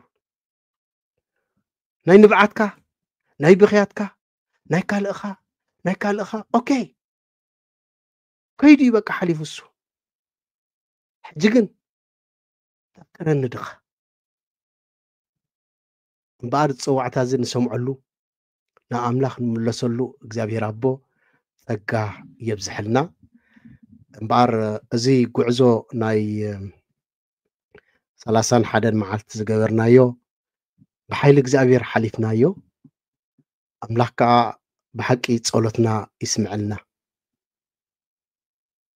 ببزلنا يحجون كنقارصينا ايبلن ምክንያቱ እዚ ጸሎት እዚ ብፍላይ ከዓ ጸሎት መቁፀርያ ከም ዘድልየና ትርእይዎ ኣለኹም ኣብ ህዝቢ ሱዳን ዝወርድ ዘሎ ኣብቲ ዓድና ኣንጸላሊ ዘሎ ናይ ኩናት ኩሉ ኣብዚ ናይ ዓለም ንሪኦ ዘለና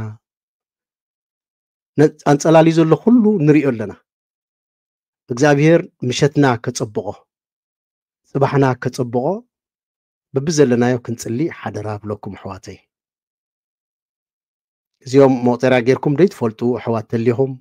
እሞ ብዚ ከዓ 31 መዓልቲ መቁፀርያ ዝገበርኩም ተሊኹም ፕሊስ ኣይተቋርፅዎ ኣብታ ዝተዓመትኩም ጸልዩ ቅድስቲ ድንግል ማርያም ብኣማልነታ ጌራ ኣነ ርግፀኛ እየ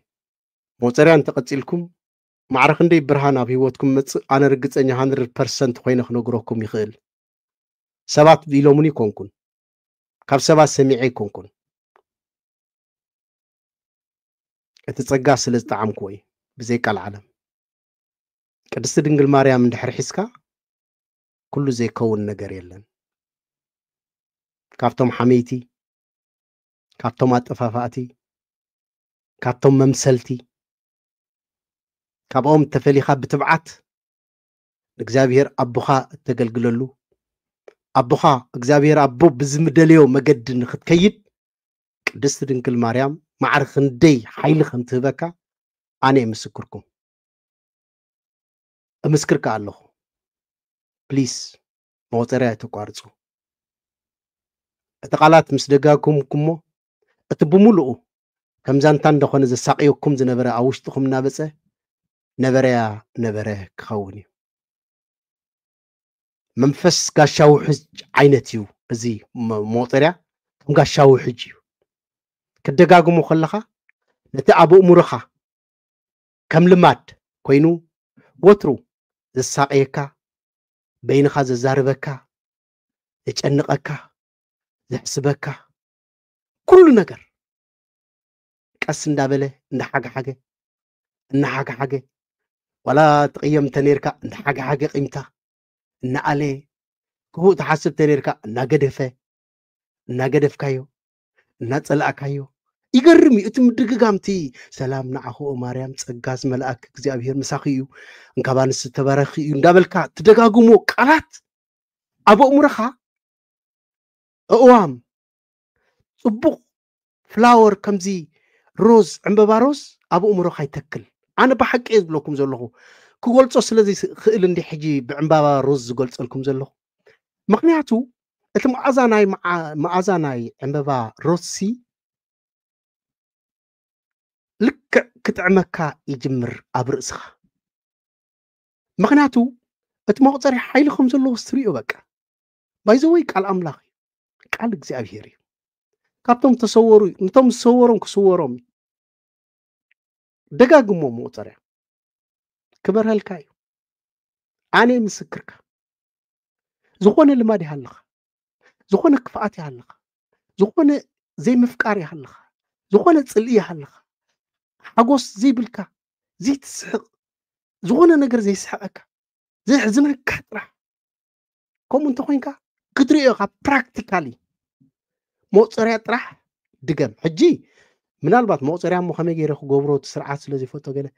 ኣብዘን ዓይኒ ማይ ናይ 31 መዓልቲ ጥራሕ ኣለና ኩሉ ግዜ ንገብር ነርና ሓሙስ ሕጂ ግን ብምሉእ ምስጢራት ማለት እዩ 31 መዓልቲ ዝገበርናዮ መቁፀርያ ኣሎ ድላይካ ሓሪኻ ተማሃረሉ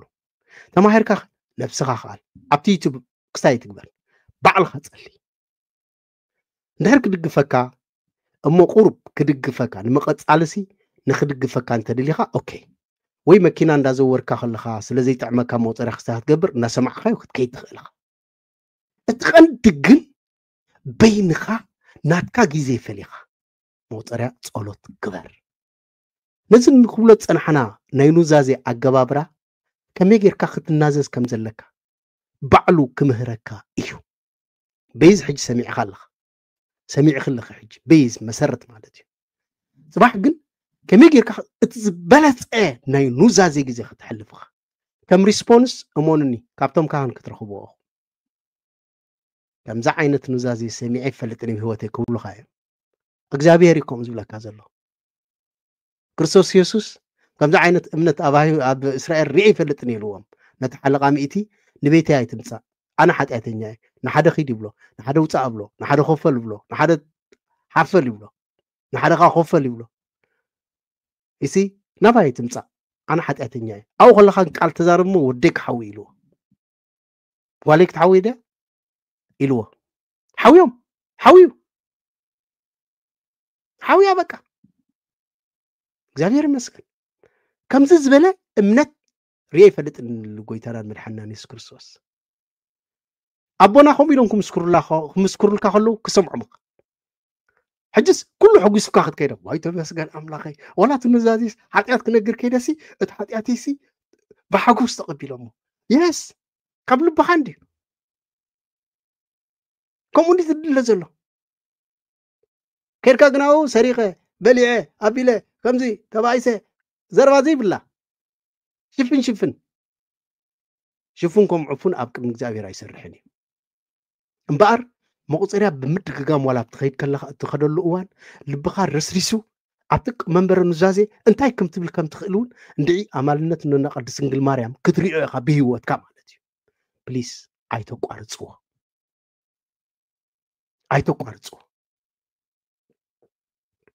ቀፅልዎ ኣነ ከዓ ክፅልየ ሕጂ ከምቲ ብዙሓት ፅሒፍኩምለይ ዘለኹም ኦፍኮርስ ኣነ ንባዕለይ ይብለኩም ኣለኹ እዚ ዝገበርናዮ ኑዛዜ ሲ ንዓኹም ኣይኮነን ብእውነት ብለኩም ኣለኹ ንስኹም በዓኹም ስለ ዝኾነ ባዕልኹም ትምስክሩ ኣለኹም ኣነ ግን ብነፍሰ እየ ዝምስክሮ ናይ ኣገልግሎት ፀጋ ድዩ ዋላ ካልእ ክኸውን ክእል እግዚኣብሔር ኣምላኽ ነታ ግዜ ሓልየ ኣብዚኣ ኻ ምስ ኣሕዋተይ ምሳኹም ከዓ ፅሊ ስለ ዘለኹ ፀጋኻ ኣብዝሕለይ ክኸውን ክእል እዩ እንተኾነ ግን ከምታ ዝሓለፈት ዓርቢ ኢለ ተናዚዘ ይፈልጥን እያ ብሂወተይ ኦፍኮርስ ብእንግሊሽ እየ ተናዚዘ ከምኡ ተናዚዘ ኣይፈልጥን እየ እግዚአብሔር ይመስገን ስለዚ እንታይ ክብለኩም ደልየ መሲልኩም ፕሊስ ቀፅልዎ እቲ መወፀርያ ኣነ እውን ክፅልየ ሕጂ መደባት ክንሰርዕ ኢና ኣትሊስት ክልተ መዓልቲ ኣብ ሰሙን ናይ ኣስተንትኖ ንገብር እኹላት ዋላ 10 ኩኑ ዋላ 20 ኩኑ ኣይ ዶንት ማይንድ ኣነ ከምቶም ካልኦት ዩቲዩበራት ክንዚ ተተረኣዩለይ ክንዚ ተመፁለይ ኣይ ዶንት ማይንድ ኣብ ርእሰይ ከምኡ የለን እቲ ዘድሊ ሓደ ሰብ ምሳኻ ሃሉ ጥራሕ ንስኻ ጎይታና በዓል ኢሉ ካብ ክልት ንላዕሊ ኣብቲ ኣከብኩምሉ ኣነ ኣብ ማእከልኩም ኣለኹ ኣነ ኣብ ማእከልኩም ኣለኹ ቃል ኣምላኽ እየ ዝኣምን ኣነ ሽሕ ሰብ ልዕሊ ሽሕ እውን ከይተረፉ ንክርስቶስ ክስዕብዎም ከለዉ ሓንቲ ሰበይቲ ብእምነት ዘፈር ክዳኑ ሒዛ ናይ 12 ዓመት ደም ዝፈሳ ዝነበረ ዝሓወየት ዓብ ምልክት እዩ ንዓይ ንዓኹም እውን ከምኡ ስለዚ ሰብ ናይ ዝበዝሐ ክንዚ ሰብ ናይ ዝረኣይዎ ገለ ይኮነን እቲ ዘድሊ ይርድኦ ደሎ እቲ ሰብ ናይ ብሓቂ ምምላስ ይኾነሉ ደሎ መንፈስ እግዚኣብሔር ስጋ ኣብ ልቡ ውሽጢ ኣትዩ ይዛረቦ ደሎ ህይወት ደረኺቡ ታስኢት ንሕና ኣነ እሺ ምባል ጥራሕ እየ ዘላትኒ እቲ ግራት ሕራኢልካ ምእታው ጥራሕ እዩ ናይ ምብቋል ድዩ ናይ ምትካል ድዩ ናይ ካሊእ ድዩ ንእግዚአብሔር ጥራሕ ይዝምልከት ኣምላኽ እዩ ዝዓየሉ እግዚአብሔር ይመስገን ስለ ዝኾነ ክልተ መዓልቲ ኣብ ሰሙን ወይ 3 መዓልቲ ከመይ ክገብር እየ ዝብል ጸሎት ክገብርሉ እየ መጀመርያ ግን ኣብቲ ዩቲዩብ ኣብ መልእኽቲ ገለ ስለ ዝሰድድ ፎሎው እዚ እንታይ ዝበሃል እዚ ሰብስክራይብ እንድሕር ጌርኩም እቲ መልእኽቲ ክሰዶ ከለኹ ሽዑ ክትረኽቡ ኢኹም ማለት እዩ እግዚአብሔር ይመስገን ክንቅፅል ኢና መዓልታዊ ክኸውንን እዩ ግን ወይ 2 መዓልቲ ወይ 3 መዓልቲ ከም እግዚአብሔር ፍቓድ ማኣስ ክኸውን ኣለዎ እንታይ ትሕዝቶ ብኸመይ ግን ዝብል ከዓ ክፅሊ ኢና ክፅልየ ንስኹም ከዓ ኣብ ጸሎትኩም ደግፉኒ ነዚ ቻነል ከነዕብዮ ከዓ ካልኦት ኣሕዋት እውን ክመፁ ምክንያቱ ክባሩ ኩለዎም እግዚአብሔር ዝፈትዎም ጥራሕም ከዓ ዝመፁ እግዚአብሔር ዝፈትዎም ምሳና መፁ ይማምቑና እወ ያ ከይረሳዕኽዎ ገለገለ ኣሕዋት እውን ኣብውን ንኣገልግሎት እውን ክንገብር ንኽእል ኢና ገለ ዝብል እዩ የስ እግዚአብሔር ይመስገን ከምኡ መደባት ኣለኒ ምዝ ዘለኹ ስራሕ ግን ሓደ ግዜ ደዊልካ ኣገልገልቲ ኣሕዋት ኣለኹም ከምዘይ ተኣብዩ ከዓ ፈልጥ እየ ግን ትድውለሎም ደዊልካ ትዘራረብ ከምዚ ታትሕልፋ ዘለኹ ግን ስለ ዝፈልጥ ኣነ ምስቲ ዘሎ ግዜ ማለት እዩ ቅድም ናይ ብሓቂ ኣብዚ ናይ ካቶሊካዊ መኣዲ ሕውነት ከምኡ እውን ኣብ መንፈሳዊ እምሮ ከገልግል ከለኹ ፅቡቅ ግዜ ነይሩኒ ዋላ ትሰርሖ ዝነበርኩ ስራሕ እውን ኣብ ገገሊኡስ ኮንሰንትሬሽን ዘየድልዮ ስራሕ እዩ ነይሩ ስለዚ እቲ ዕዮ እንዳደወልኩ ቴሌፎን ምስ ካልኦት እውን ንኣገልገልቲ ማለት እዩ ኣብ ከምዚ ግበሩለይ ከምዚ ክትብሎም ይጥዕም ነይሩ ቀሊል እዩ ነይሩ ሽዑ ሎሚ ግን ምስ ዘሎ ስርሐይ ክኸይድ ኣይክእልን እዩ ኮንሰንትሬሽን ዘድሊ እዩ ዋላ እውን ዝኾነ ነገር ክሓስብ ኣይክእልን እየ ልክዕ ብኮንሰንትሬሽን ስለ ዝገብሮ ማለት እዩ ከምኡ ስለ ዝኾነ ደዊልካ ቴሌፎን እዚ ዶ ከምዚ ክትብል ገለታት ገለ ነቶም ኣገልገልቲ ክትዛረብ ሞርእስቲ እንታይ ንግበር ክትብል ዳርጋ ሰዓት ሙሉስ የድልየካ ንሓደ ኣገልጋሊ ክትድውል ካህናት ኣቦታት ክኾኑ ይኽእሉ ኣገልገልቲ ኣሕዋት ክኾኑ ይኽእሉ ኩሉ ማለት ከምቲ ቀደም ዝገብሮ ዝነበርኩ ግን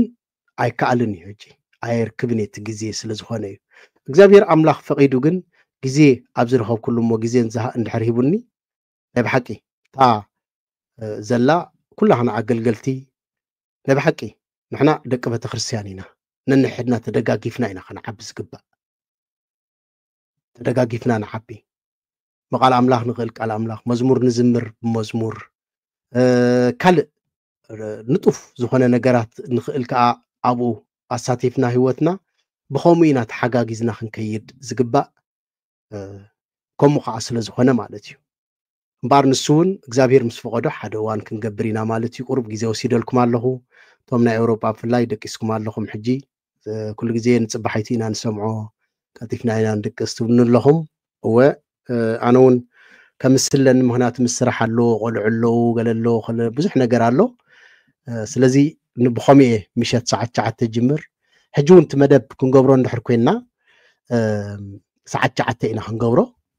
ቅድምኡ ዘሎ ሰዓታት ኣይጥዕመንን እዩ ማለት እዩ ኣደቃቂሰ ኩሉ ነገር ገይረ ብድሕሪ እዩ ስለዚ መብዛሕትኡ ግዜ ብፍላይ ከዓ ናይ ምሸት ገለታት ክሰምዖ ትደልዩ ትኽእሉ መዚ ናይ ኣስተንትኖ ጉዳይ እንተቐፂልናዮ እዩ ዝመፅእ ዘሎ ሰሙን ክንገብሮ ኢና ግን መዓስ ከም ዝኾነ ብንፁር ክፅልሞ ኣብ ሳልስቲ እዚ ድሓር ዝመፅእ ዘሎ ሰሙናት ክሳይ ከፍልጠኩም እዩ ማለት እዩ ብልቢ ግን የመስኩነኩም ብእውነት እቶም ብሓቂ ኣብዚ ይርአኩም ኣሎ ኩሉ ግዜ እቶም ቀወምቲ ዝኾንኩም ድሓር ኣብዚ ናተይ ዩቲዩብ እንታይ እዩ ዝብሎም ከንቶም ሽሞም ገለ ንጉሳት ወይ ከዓ ገለ እዩ ዝብል ኣክሊል ገለ እዩ ዝህቦም ከማ ነቶም ቀንዲ ዝሳተፉ ማለት እዩ ቀንዲ ዝሳተፉ እንታይ ዝበሃል እዩ ካልኦት ከዓ ኣይትሰከፉ እዚ ኣገልግሎት እዩ ቅድም እንታይ ኮይንካ ዘይበልናካ ከምኡ ኣሕዋት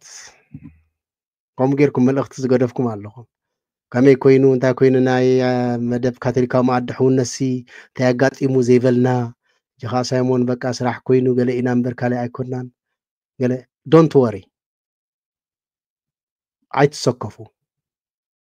ሰባትኹም ፈልጥ ብሰባት ዝበልዎ ከም ትዕንቀፉ ከዓ ፈልጥ ሰብኹም ሓቅን እዚ ሓቂ ግን ብእግራ እንተረገፅካያ ኦኬ ብርእሳ እያ ትወፅእ ብርእሳ እንተረገፅካያ ከዓ ብእግራ እያ ትወፅእ እቲ ሓቂ ቀስ እንዳበለ ምስ ፈለጥኩሞ ክርድአኩም እዩ እዚ ስራሕ መን ምዃኑ ፈልጦ እየ ፅቡቅ ገይረ ንሱ ዘይፈልጥ እንድሕር ኮይነ ምሳኹም እየ ክበኣስ እዚ ስራሕ እዚ ንዓይ ክደቁስ ኣገልግሎት እግዚኣብሔር ከየገልግል ምክንያቱ መጀመርያ ዝኸፈትክዎ ናይ ሓደ ናይ ካቶሊካዊት ቤተክርስትያን ዘይሎ ከሎ ብድፍረት ምክንያቱ ኩሉ ሰፈርሕ ነይሩ ከምዚኣ ከይብሉኒ ከምዚኣ ከይብሉና ከምዚኣ ከይብሉና እንዳበሉ ኣምላኽ ሓይሊ ስለ ዝሃበኒ ትብዓት ስለ ዝሃበኒ ጀሚረዮ መጀመርካ ሰብ ምስ መፀ ገለ ከዓ ኩሎም ዕጉግ ብሉካ መፁ እንታይ ገብሩካ ድሓር እቶም ዝመሃርካዮም እቶም ሓብሒብካ ኩሉ ነገር ዘርኣኻዮም ክጠልሙኻ ጅምሩ እዚ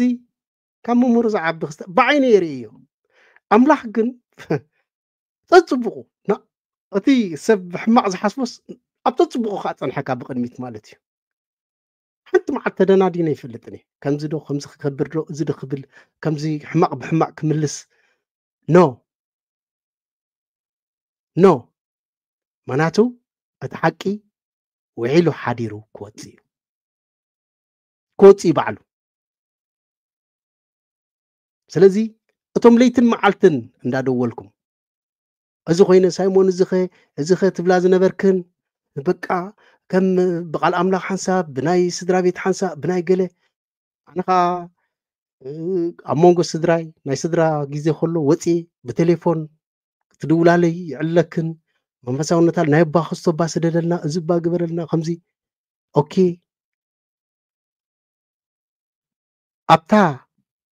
ናይ ፈተና ግዜ ምስ መፀት ጥርቅም ኣይነው ኣይትሰከፉ ሕጂ እቲ ካቶሊካዊ መኣዲ ሕውነት ብሓይሊ ኣምላኽ ኣነ ዝተኸልክዎ እዩ ኣነ ዝተኸልክዎ ከዓ ገረብ ኮይኑ ዓብዩ ሰብ ቀፅለሉ ክርኢ ከለኹ ይሕጎስን ደስ ይብለንን እምበር ጉህየ ይፈልጥኒ ኣበይ እሞ ቴሌቪዥን ኮይኑ ኣብቲ ዝዓበየ ነገር ተዝበፅሕ ደስ ምበለኒ ምክንያቱ ኣብ ውሽጠይ ዝስምዐኒ ሓቂ ሓደ ነገር ኣሎ ንሱ ከዓ እግዚኣብሔር ሓይሊ ሂቡንሲ ጀሚረዮ ከምኡ ኢሉ ዓብዩ ክሪኦ ከለኹ ይሕጎስ እሞ ከምኡ ሓርቕ ወይ ገለ ሕማቕ ክስምዐን ተጀሚሩ ሰሪርኒ ዘሎ ካሊእ ማለት እዩ ንተድላ ንደሞዝ ንካሊእ ኣይኮንኩን ጀሚረዮ ኣነ ከማኹም ካቶሊካውያን ኣሕዋተይ ኣብ ናይ ካልእ ቻነላት ኣብ ናይ ካልእ እምነታት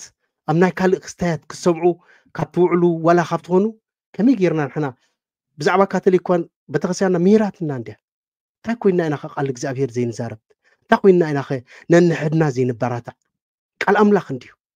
እዚ ተሲእና ኣነ ንሱ ተሲእኒ ከዓ ኣብቲ ዝለዓለ ክበፅሕ ከሎ ከምዚ እንድሕር ሪአዮ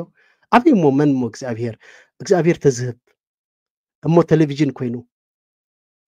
ብዙሓት ሰራሕተኛታት ኮይኖም መዓልታዊ ቃል ኣምላኽ ዝህብ ነዚ ህዝብና መቁፀርያ ዘቁፅር ከምዚ ክንገብሮ ዝቐነና ኣስተንትኖ ኣብ ነብሲ ወከፍ ቴሌቪዥን ገገዝኡ ኣሕዋተይ ቲንክ እሞ ሃው ዱ ፊል ኢት ኣብ ቴሌቪዥን ካብ ደገ ንዝመፅእ ቴሌቪዥን ወሊዖም ኮፍ ኢሎም መቁፀርያ ተኸታቲሎም ስጋ ሕጂ ከሎ ቦታትና ምርኩዝ ገይሮም ሓንሳ ወድቁ ኣብቲ ንቤተክርስትያን ከይበፅሑ መንጎ ይወድቁ ሓንከስ እንዳበሉ ኣብታ ገዝኦም ኮፍ ኢሎም ወይ ከዓ ኣብታ ደለሰኦም ኮፍ ኢሎም ቴሌቪዥኖም ኣውፅኦም መውፀርያ ክሰምዑ መን ምኽህብ መን ስለዚ ኣነ ይሕጎስ መሊሰ እቶም ዘጥቀጥክን ዘረባ ሰብ ሰሚዕኹም ከዓ ንግዚኡ ክስታይ ዝኾንኩም ወርኤቨር ሓቂ ምስ ፈለጥኩሞ ምስ ነብስኹም ጥራሕ ተዛረቡ ምስ ነብስኹም ኣነ በዳሊ ይበልዋ I don't care ብዛዕባይ ንዓይ ተዛረቡኒ ወላ ሓንቲ ኣነ ምክንያቱ እግዚኣብሔር የፍቅረኩም እፈትወኩም እዩ ንዓይ ከዓ ዓፀፋ ምክንያቱ እቲ ኣብ ልዕለይ ዝወርድ ገለ ምንታት ገለ ኩሉ እግዚኣብሔር ዘኽእለኒ ኢደይ ከይህብ ምእንቲ ኣጆኻ ዝብለኒ መንፈስ ቅዱስ ዘፀናንዕኒ ካልኦት እውን ብዙሓት ኣሕዋት ከዓ ብዙሓት ካህናት እውን ኣጆኻ ሳይሞን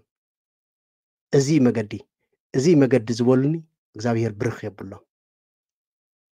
ነቶም ሱቕ ዝበልኩም እውን እግዚኣብሔር ኣዕዚዙ ካብኦም ላዕሊ እውን ይባርኩም ምክንያቱ ፀጋ የድልየኩም ኣሎ ፀጋ ዘፍቅር ፀጋ ንሰብ ሰሚዑ ዘይኮነሲ ሓቂ ናይ እግዚኣብሔር ምዃኑ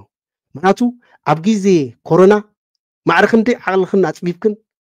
ማዕርክ ክንደይ ብጭንቀት ትድውላለይ ከምዚ ዶ ሳይሞን እዝን ሱቕ ኢለ ክሰምዕ ምክንያቱ ክሰማዕ ኣለኒ ከገልግል ኣለኒ ኣነ ዘይሰማዕኹ ክንዳ መን ክሰምዐክን ይሽዑ እሞ ነባኹ ስተትምትዋላ ኢለ ደው ኢለ ኣባቴ ተጨኒቃላ ተጨኒቁሎ ፕሊስ ስምዖ በጃኹም እሞ ረኽቦ እንደሲ ኢለ በጃኹም እዚ ግን ሕልፍ ዝበለ እዩ እዚኣ ሕልፍ ዝበለት እያ ፕሊስ كندي جزء طفء نعم كدول تركم انت رخيبك انت اخوينك انت اخ قاتمك نتليل كالنا جوخ كمل كاختبل افلت يا خازي ناتكم ايكونن ناتكن ايكونن انا اب እግዚአብሔር ዘለን ጽናዓት ከመይ ምዃኑ ክፍትነን ስለ ዘደለየ እግዚአብሔር ጥራሕ እዩ ፍቅረ ኣብ ልዕሉ እንታይ ምዃኑ ክፈልጥ ስለ ዘደለየ here you go نهلتك ينبر الله كاب زحاشة ناب زحاشة كاب تصبغ خا ناب تصبغ كاب تصبغ سي ناب تصبغ سلازي بزعبايس اي تسكفو خبلكم دلي اي تسكفو بتصبغوكم بحماق بزي قدس እግዚአብሔር ፈትወኩም ያነ يفكركم እግዚአብሔር ካ ፈትወኩም يفكركم بار زمدبنا كنقصلو اينا كم تسبلكم ابتي اوان زمص زلو سمون قرب مخصليلو مدبات كنغبر بوغيرنا خا እግዚአብሔር አምላክ ዛዘላትና ተሪፋ ዘላ ህይወትና نعونا تمتنا نرانا نملالسلو بقنع نسحا تنسحنا أملاخ طرح أب نفسنا زنكسلو كنكون እግዚአብሔር أملاخ يخلنا حضرهم أب صلاتكم ذكرني إذا كله خمسة خل كله أب صلاتكم تنبرككم تصلي لكم زلكم حواتون فلتي تنزولكم نيلكم نيهم زي بالكم نون جنكا تنبرككم تصلي لكم زلهم فلتي أبوزح أخيباتات ولا بزعواي تزاربكم كم زلهم كأبسيحني واي سلامنتاي تاي قات إمو سلامنتاي زخل زجبره كم زديو إلكم أبكن مجبائي مالتي نقولنا تحكي إلكم حق فلتون بتبعت تزاربكم حواتكم زلهم كأثلت بسيحني مالتي እግዚአብሔር برخي بالكم أنا زي تكم سب እግዚአብሔር ذهبن جزين دحرالو يتقبر تزي اللخاء سوق زبل سبي كما هم حوات زفكرو مها حق زفتو حوات سلازل النخاء أفلت إزسي تنبرككم تصلوتكم تقبل لك تحيل يردأني فلتأني خا ويتبرخي بالكم بعملاخ رخبو يخبلكم زدل مالتي بعملاخ طرح كترخبو يخم كا أملاخ تنعي زفتو أملاخ أفكاري زفتو ألامي فتوني كدعي فتوني تمالي زستنتنا نلوري هم أبسيلهم زقاتهم نبو خديعوي كم تعي مسيل متي نبو خديعس منقص النتي يكفرس متي تزقر ما مود أمونجو أوام رؤسو تقرقيرة حسبوا مو نقص خون كوي تسعر نيرو ود نقص يخا نبو خا قتل نبونا داويت أمونجو تقرقيرة مويتو انت خبلكم دلي كدعي فوتني እግዚአብሔር ጽኑዕ حق زفتو ززارب ون አይኮነን بوشت ግን اتحق فتيون فريح ديو عبيدي دي سوق عزبلك الله فتوي እግዚአብሔር مواقعي كمزلو خوينه كمزو خوينه حنت نشتو حيزو اب 10 30 بصحوا زوعل منو معلت ግን እግዚአብሔር አይፈትወካኒ كمجري مخفتوك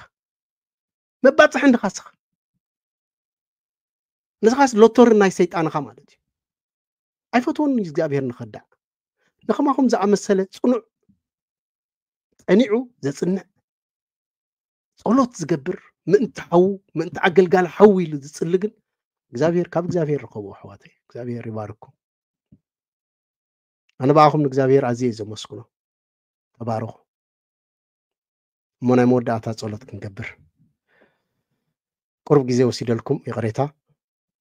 ናይ መወዳእታ ኸ ስለ ዝኾነት ሎማዓንቲ ዛናይ ጸሎትና ማለት እዩ بسم آب بسم ولد بسم منفس قدوس أحد أملاك آمين قدوسن ياون እግዚአብሔር አቦዬ ነመስግነካን ነኽብረካን አለና መጀመሪያ አጀመርካ ስጋ መፈጸምታ ስለ ዘብጻሕካና ነመስግነካ አለና ብርሃንካን ናሃብካ ለውጥኻ ተስፋኻ بملؤ أوشتنا سلت زجلس كلنا تمسجن بزيك العالم نمسجنا كلنا كسابير أبوي أداو كاتل علمه نخله هي وزبلة ببركة تسقبه تصحيف يمه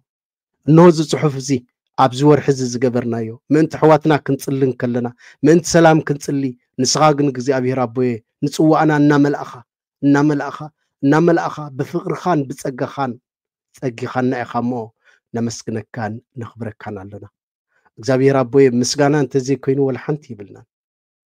ኑን ምስጋና ብምስጋናኡ ከዓ ካብዛ ዝሓጥአት ነፍስና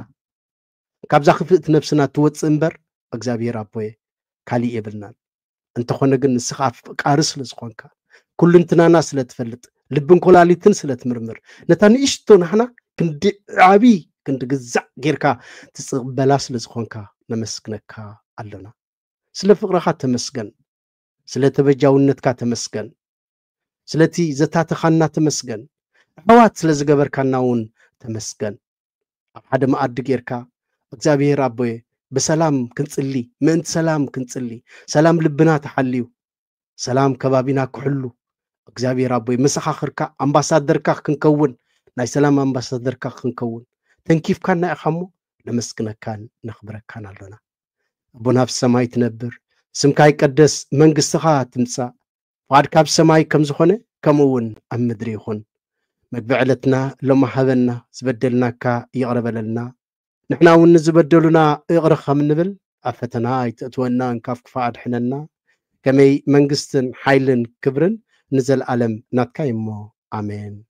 ሰላም ንዓኾ ማርያም ጸጋ ዝመልአኪ እግዚአብሔር ምሳኺ እዩ እንካብ ኣንስቲ ዝተባረኪ ኢኺ ናይ ከርስኺ ፍረ ኢየሱስ ከዓ ዝተባረኸ እዩ ኦ ቅድስቲ ማርያም ኣደ ኣምላኽ ለምንልና ንኣና ንሃጣን ሕጅን ብግዜ ሞትናን ኣሜን ስብሃት ንኣብን ንወልድን ንመንፈስ ቅዱስን ይኹን ጥንቲ ከም ዝነበረ ሕጂ ከዓ ወትሩን ንዘለኣለም ዓለምን ኣሜን